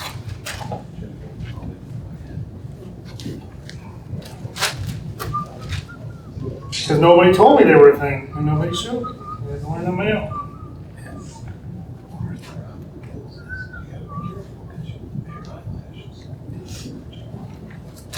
So the whole time, you'll notice as I'm setting everything, I'm always adjusting my skin and my hair patterns as I go. So by the time you get it sewed up, there's not a whole lot of major movement you got to do, especially on stuff that likes to wrinkle and move. It's just like an upright white-tailed deer. If you sew him all the way down and try to work out this big wrinkle that he develops here, holy crap, it's almost impossible. But if you sew him to right here and work it out, sew him to right here and work it out, by the time you sew it up, there's nothing there to work out. It's gone. And it won't fight you. So, adjusting it as you go works pretty slick to help get it tuned in. By the time you're done sewing it up, there's not a whole lot extra to do. But just do a little fine adjustments and grooming and staple them out. So on stuff like the bug chewings and different things, this guy's got some thin hair up here in the neck. We do a lot of body painting on our African gate to blend them in. Depending on what they are and what's missing is what color you're going to want to use. Depending on the animal, they can lose a lot of epidermis, like say a Cape Buffalo. A Cape Buffalo almost loses all their epidermis. So you're going to try to recreate, you're going to paint to the epidermis color that was lost, not to the hair color. Something like this, Gamsbuck has a really dark epidermis, which is here, but they could have drug him through the brush and broke, and the hair is brittle, it breaks, it doesn't fray or mess up, the hair breaks off. So if they get like see right here where that cut is, the hole's gone, we can groom out the hair, but it's still bare, a little bit bare. This side is rubbed more than the other side. So on something like this, you can body paint to the hair color and never see it. By the time you take the hair off, or the paint off the hair, it all just looks like hair because this hair right here is only super short and really long. So, and with the body painting, I used to use a sponge to do it. We used to use, it's always latex paint, water-based, because it goes past the hair and adheres to the skin better than, say, like a lacquer. And then the cleanup is super easy. A wet sponge, you can knock all paint off the hair surface, it'll still be stuck to the skin. What type of paint do you use? Latex, like house paint. And what you do, you can go into like Menards or Home Depot, take a color piece of this skin, like off the back, match the color. Yeah. They'll give you the color. You just go spray it on there and wipe it off, right? And it matches.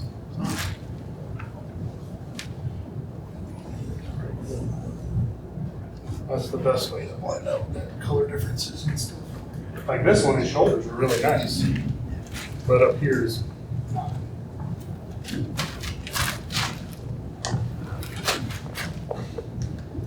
All the rest of the stuff is not much different than deer. Deer's the easy thing to relate because everybody mounts deer. Or has mounted deer. Or tucking things in like you would a deer. Line up your center lines. So you don't normally trim the little purple lines? No. White-tailed? Nope. Not even on a competition piece. They get tucked in there.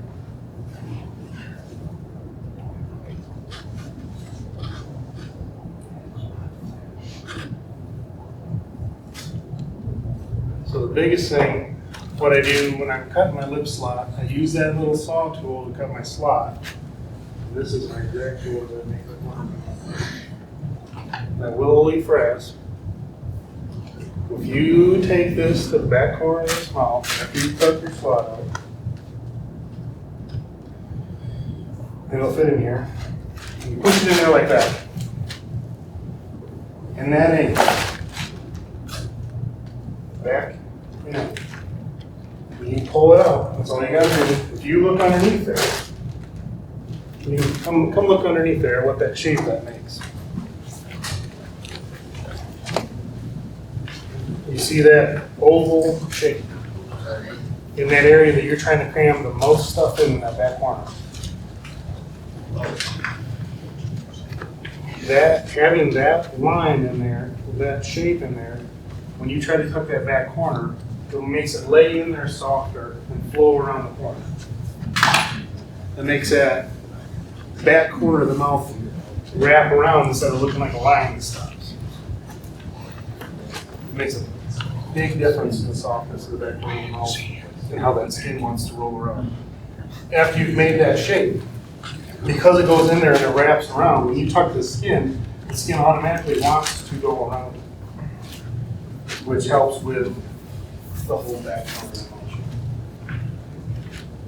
I would say that's probably one of the most things that helps me shape the back corner. When I'm tucking this, I tuck it just like I put that in there. I push it in and up, and then I just go forward. You do it? Good.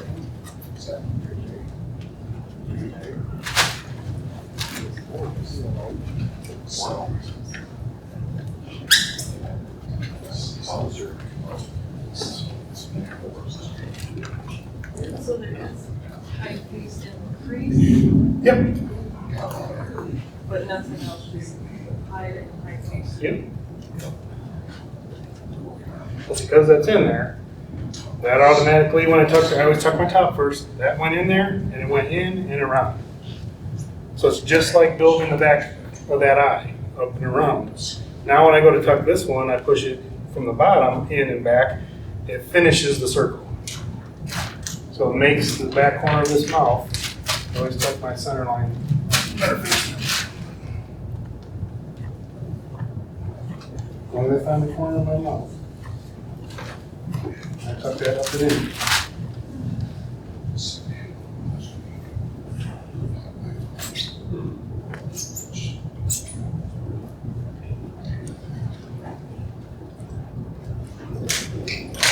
You'll notice it a lot on the white-tailed deer.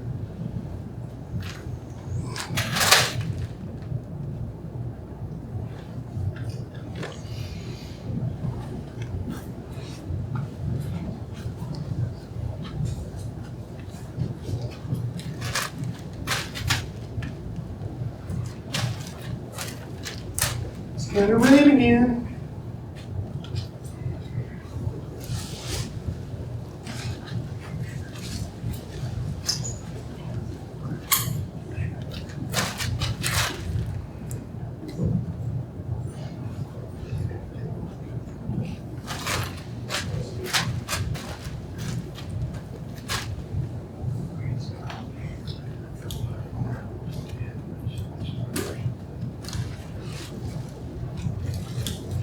And then again, so like Emma's book, if you look at his chin, his lip comes up like this, he folds over, there is no lip to expose. This skin right here doesn't fold out the top like this. It is flat like this if you skin them off, carcass. That little row of bumps points up. Just like that.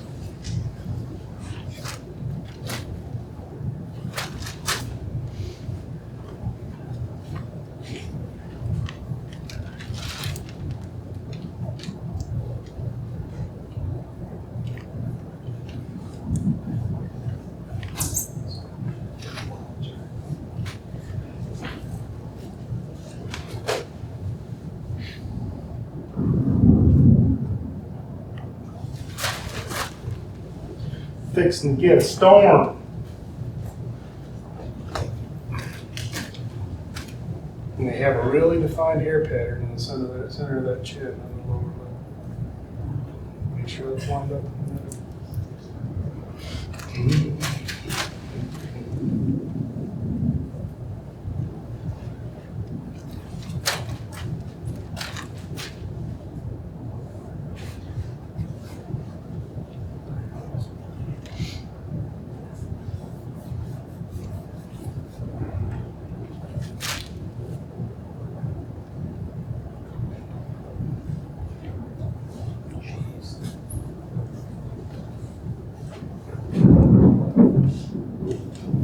Sound like some trash can smashed together. Get angry out there. So my stomach sounds like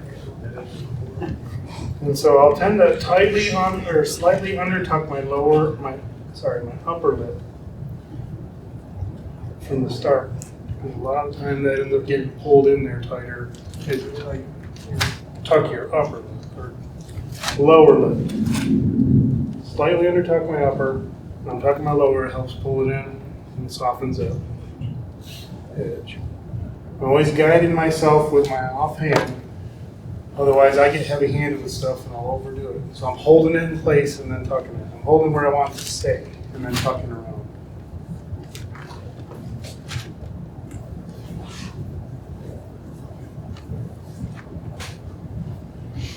And with this Pro 1, whatever underlying musculature that's in there, it will suck it to it.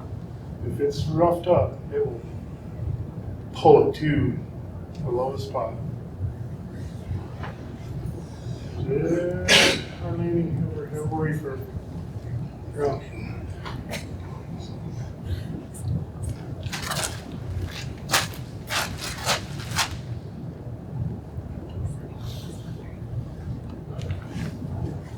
Pushing it in and back. Wants to make the turn.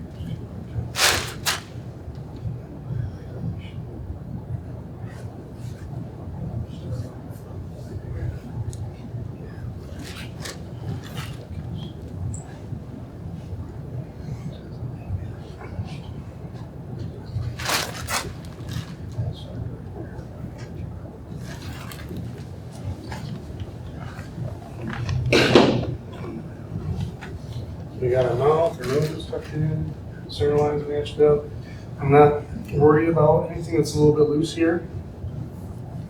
As that dries, it'll tighten right up, and if we lay it where it needs to go, it'll find the bottom and suck to it.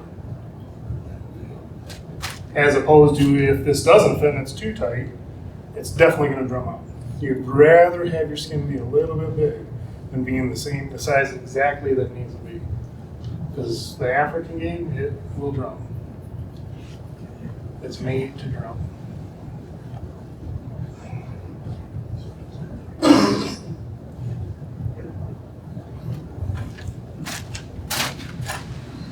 almost grabbed his horn and let it down. It would have popped off on me.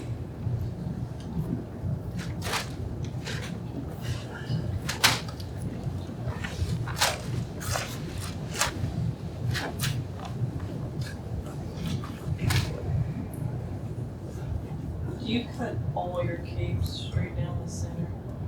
No. So if it comes from Africa, you don't have a choice. Whatever they cut it over there, that's what you got. If they're short, I leave them short. If they're long, I leave them long. I'm not too worried about it either way. If I don't have to do a lot of sewing, I'm happy. If I have to do a lot of sewing, I don't care.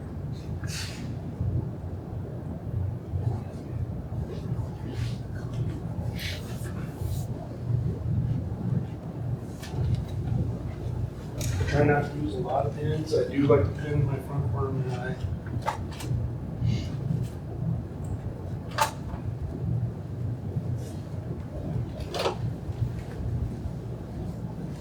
Just to hold it.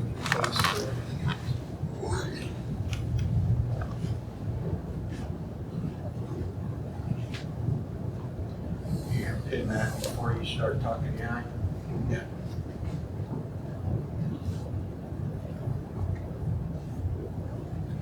And where I'm placing the pin, oh, there's a head block right there.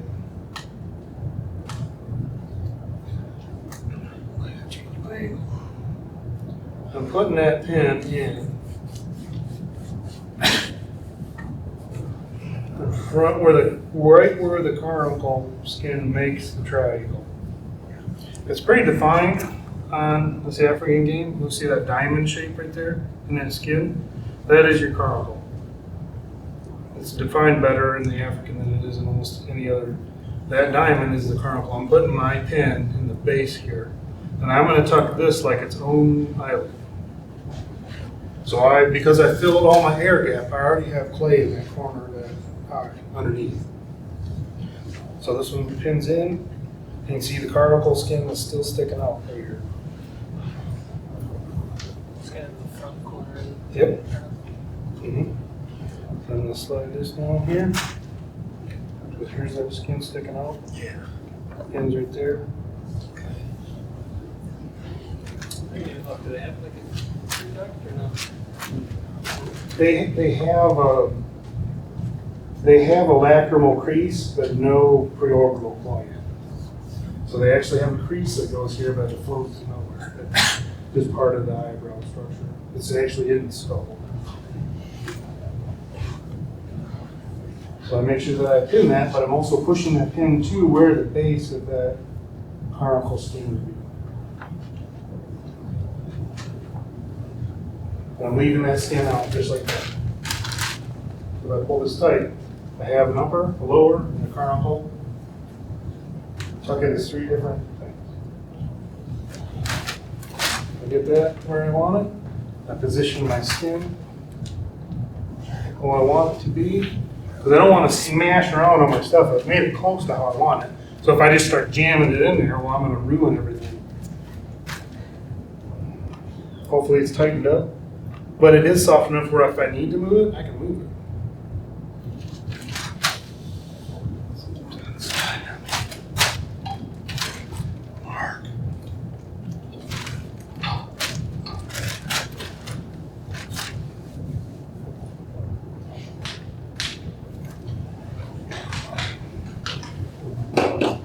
Everybody following that?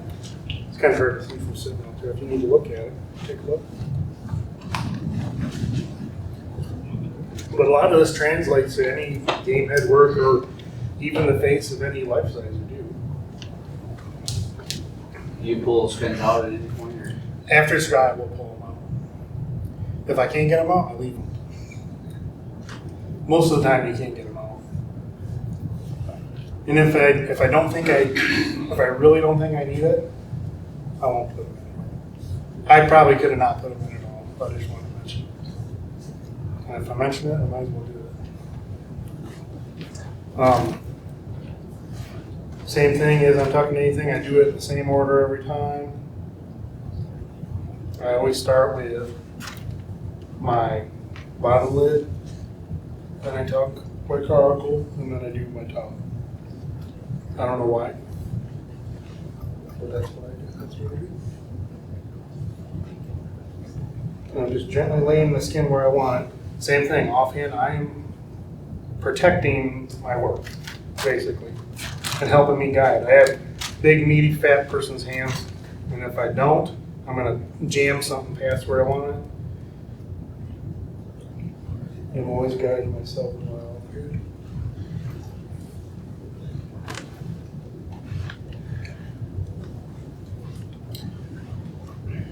And since it's firmed up, I'm just sliding that behind the work I've already done. Gently position it as I go. Line up my skin.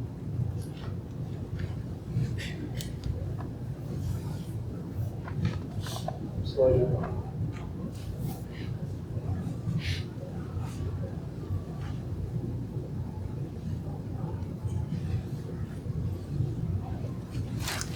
Roughly lay that in there. Come in my front corner. Tuck in your carbuncle.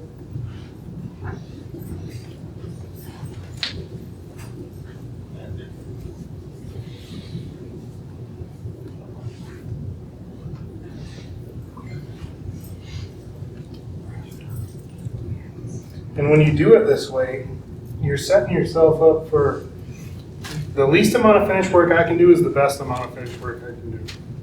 If I can get it as close as I can before I finish, there's less for me to screw up when I'm finishing. Personally, does that make sense? If I can get it pretty close, I can build off of what's pretty close to tune it in.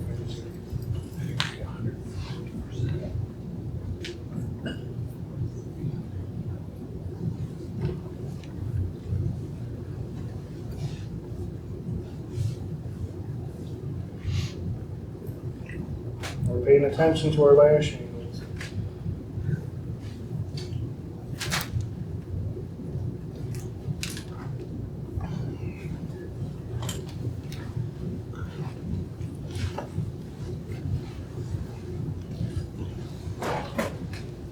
A lot of time you don't have to force a crease into that eye. If you're gentle with your work and you position things correctly, they want to kind of set themselves up where you just have to blend it in. And if you're going to blend it in, use a paintbrush.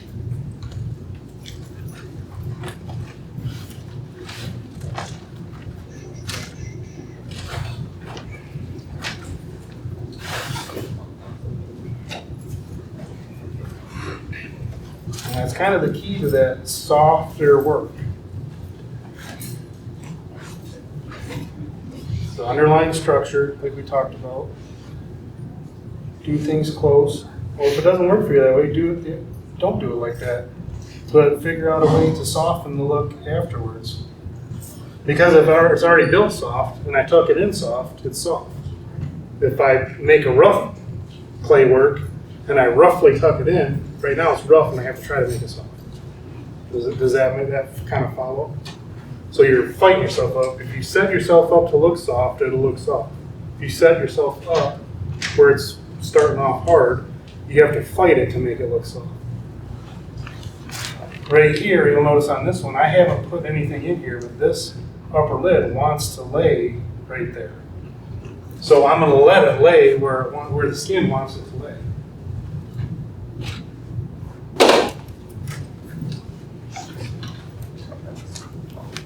I almost dipped it right in there. I want to drink this water later.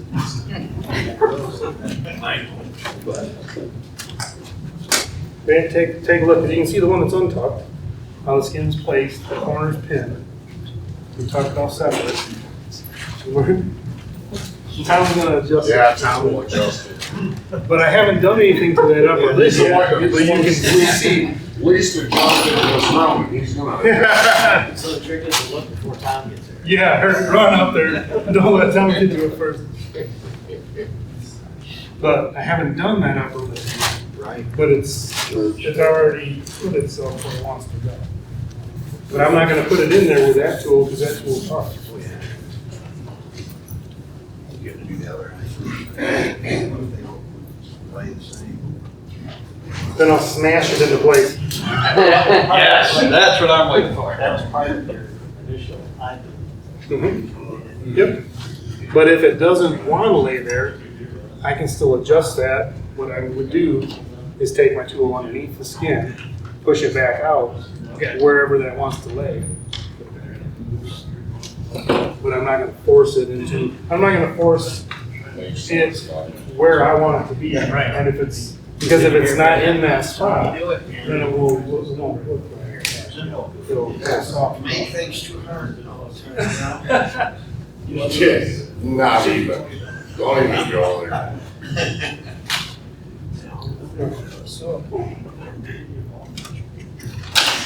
He'll be back from West, that weekend.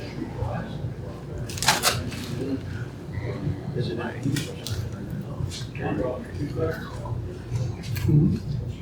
Dragging things. So is that? From the front, like I can't see it from the front. From the side, you're gonna see it. Yeah, you're gonna see it. But you don't see it poking out from the side. But you do see kind of that point of that, what is actually a tear duct, like the front corner of that eye. You can see that point where it transitions to slide over to that conical. So it's like a satellite rising point there.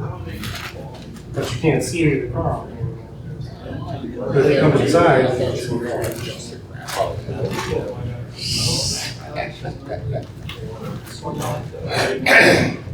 these here. Here? Yeah, when we do this, that'll adjust. Yep. Because they're kind of funky. They almost lay. Whitetail's almost like a constant brush. A lot of the African has like two different directions in their eye. So they almost kind of meet in the center. You can see it on this one. How the ones from the back kind of come forward, and the ones from the front kind of go backwards. Yeah, if you were to lay the skin out flat like this, that's why it looks goofy in the middle. It looks wavy. So once you tuck it, it'll pull that.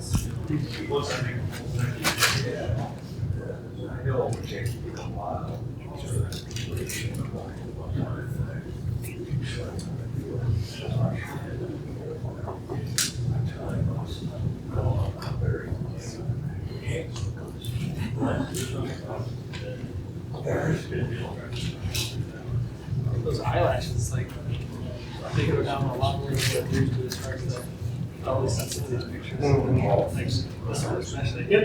Like, straight down over the eye. Yep. We'll have to sub that angle here.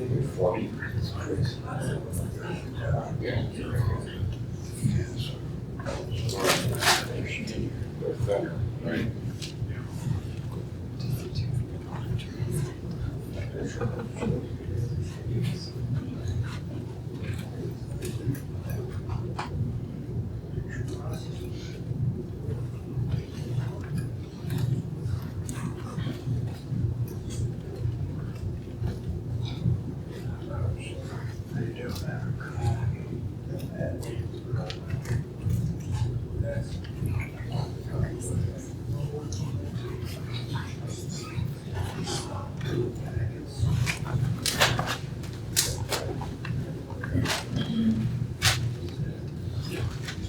Into the sun over here.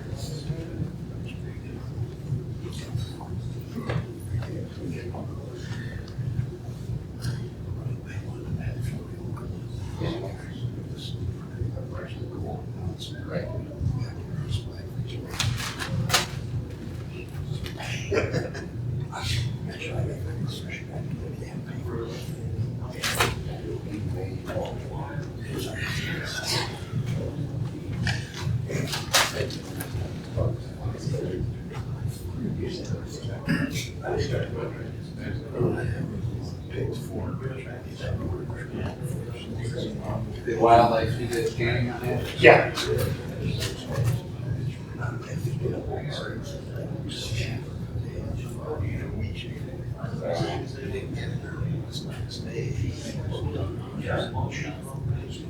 That's right, you do that, okay. That's right.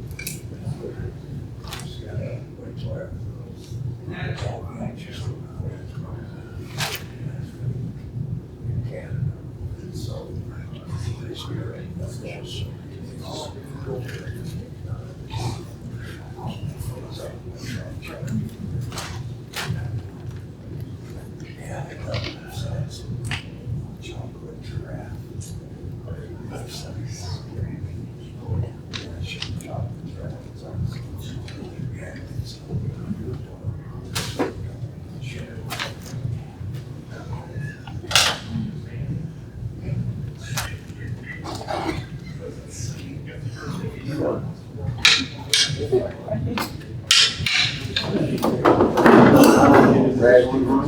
What's that? Rattling horn? Yeah. So close. So to that point, just time to stitch it up, staple it up, and tweak it. What's the brisket pattern? So if you look at them, they have like a center patch here. There's a depression in the center here. There's almost like a rough patch there at the bottom. Yep. This line's in there. Then the leg here patterns. What's that?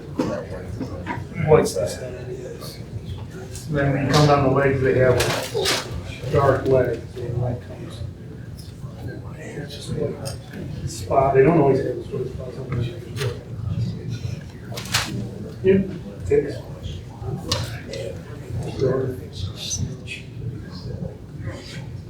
Get the crap chewed out of them in Africa. It's all just rubbed off.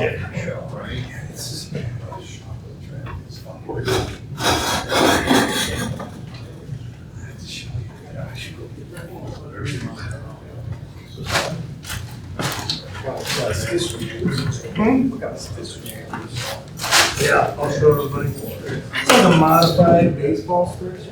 It works really good.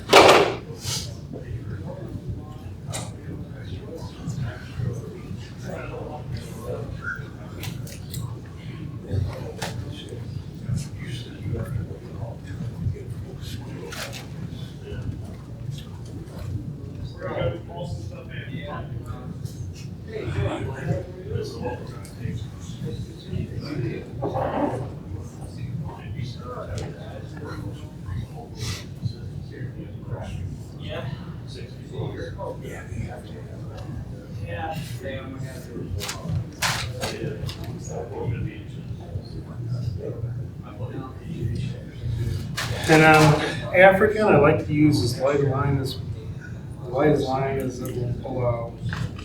So 10-pound fire line is kind of my choice for a lot of it. With a medium size needle. Because the smaller the hole and the smaller the line, the better, the easier it is to hide the stitch. And then some African animals are pretty much impossible to hide anything on anyway.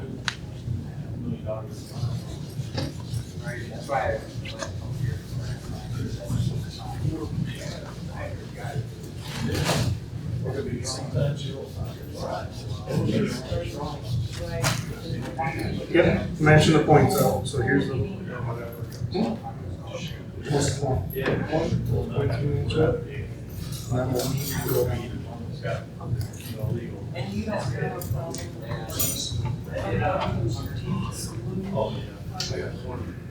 This here? This is all, this has a blue all here. Yep, I did. Yep.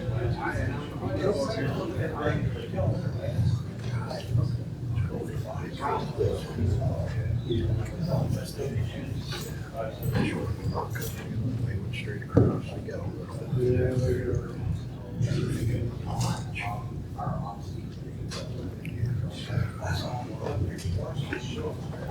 Is that your baseball stitch? No, I'm just doing a regular baseball stitch to close up the top, and then as I start going down the back, and what it does is keeps all the hair out of it. Your biggest enemy on any stitch is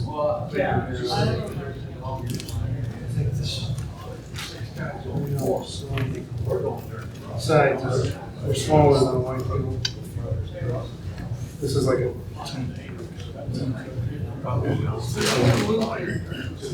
I'm leaving that up there. So right now I'm under. So I'm tightening them up every 3-4 stitches. And tie all those together. Same thing, tie that together and then just over this stuff. I went last year there.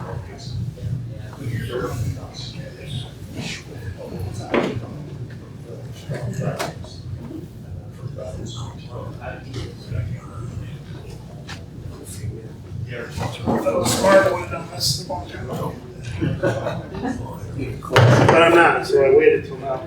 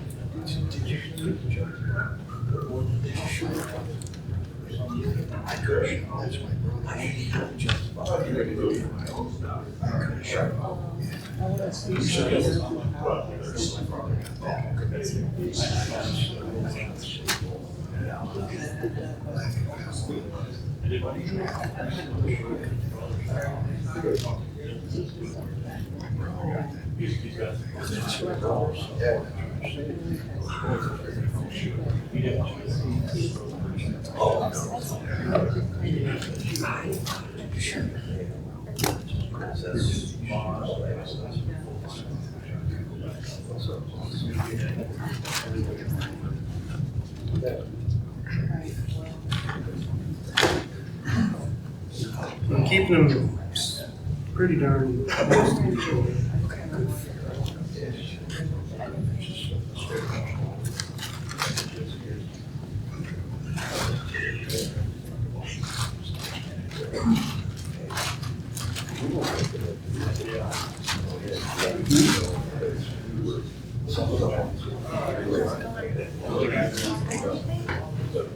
It's missing this right here. So what you're talking about, they supposed they're moving.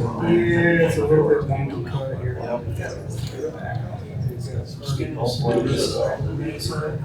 This issue belongs kind of over here. So we're gonna switch it out. I got like. The scimitars.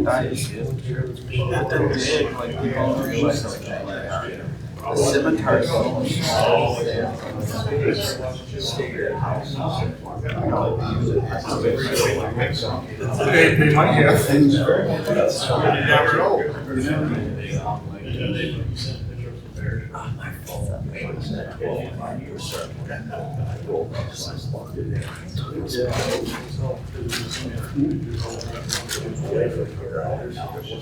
Tommy's. 10-pound fire case. I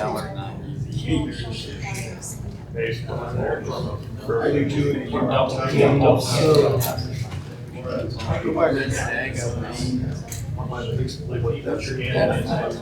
The fallow, everybody's trying to get. There you go. I will. So new on the reels, new the old stuff. Seems to keep you right. Yeah, it's red.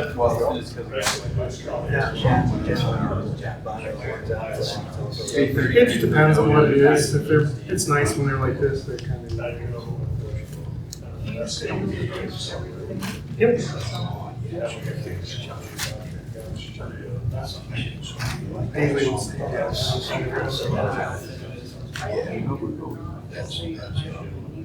I never tried though. Because I've got, yeah, I've got like 6 feet here, but now I don't have to pull those through. But if I tie that as a knot, I'm going. But part of this sewing thing I was talking about, alleviates that. Show like it.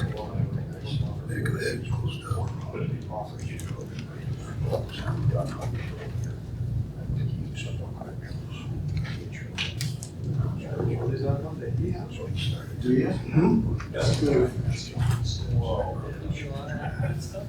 Yeah. 4 or 5 safari here. Some are, you do quite a bit of that. Yeah. Some are 10 animals. We're used to it. Look at the SEI.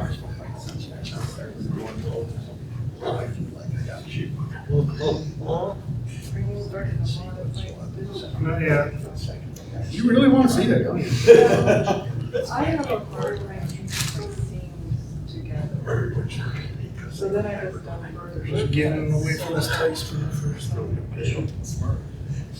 But It's, still, the stitch is so easy and simple that it's really dumb. But it works really good. Some of my stitches that need to go through. That's it. Put yourself through it. You'll cinch your stuff down. I think your stitches. Culture for Africa. Yeah. What's that?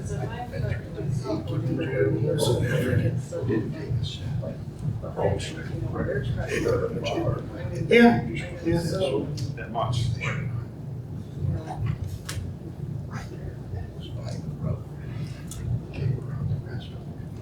Not gonna tell your song, though.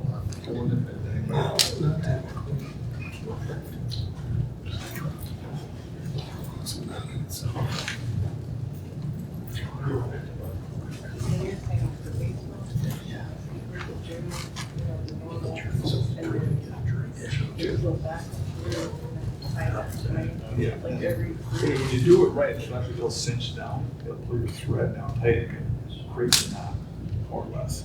Alright. As I do that, I have zero issues around handlebars or anything anymore. So here's the stupid stitch. There we go. So, hey, through, I'm not pulling any tag line through. Through. No tag line through. Yep. Yep. So you're still baseball stitching. I'm not pulling out any of this through. I'm only pulling through 4 times. Okay? Now, when I pull this tight, it cannot pull any hair into the stitch. So the biggest part of the African is why it shows up is because there's always hair in the stitch. When you do that and pull it through, there's no hair in the stitch. If you touch it, it's completely flat. There's nothing. It's the dumbest thing, but works awesome. Wow. That's because. You use it on anything. As long as you keep it out of this first one, pull it out of there, and then just keep it. You're only going through with your needle. Only going through with your needle. So you run out of You're not fighting hair with your thread. Exactly. Yep. Makes sense. And then pull it through. See how, like, I don't even have to try to keep it out of there. It's all out of there.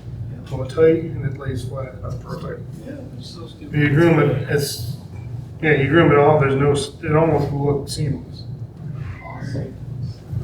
But if you go through and you pull it through every time you pull it through, you pull hairs into your thread, or there's glue on here and it pulls the hair in.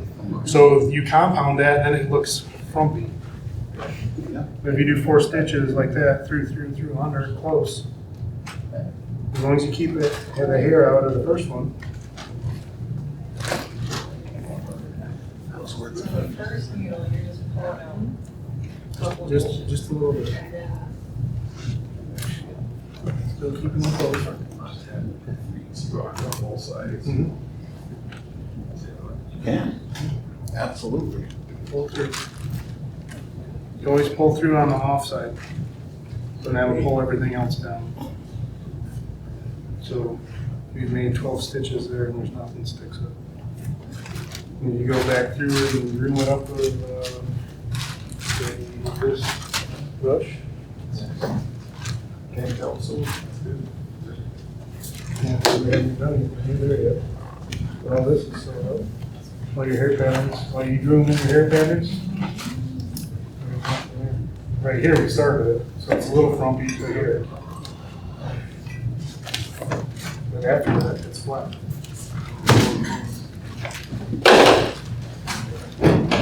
What time is it? Like 4 o'clock? 1:30. What's it? 1:30. Is it really 1:30? Yeah. A lot of times, it's really not sewing up. Tabs. These aren't so bad.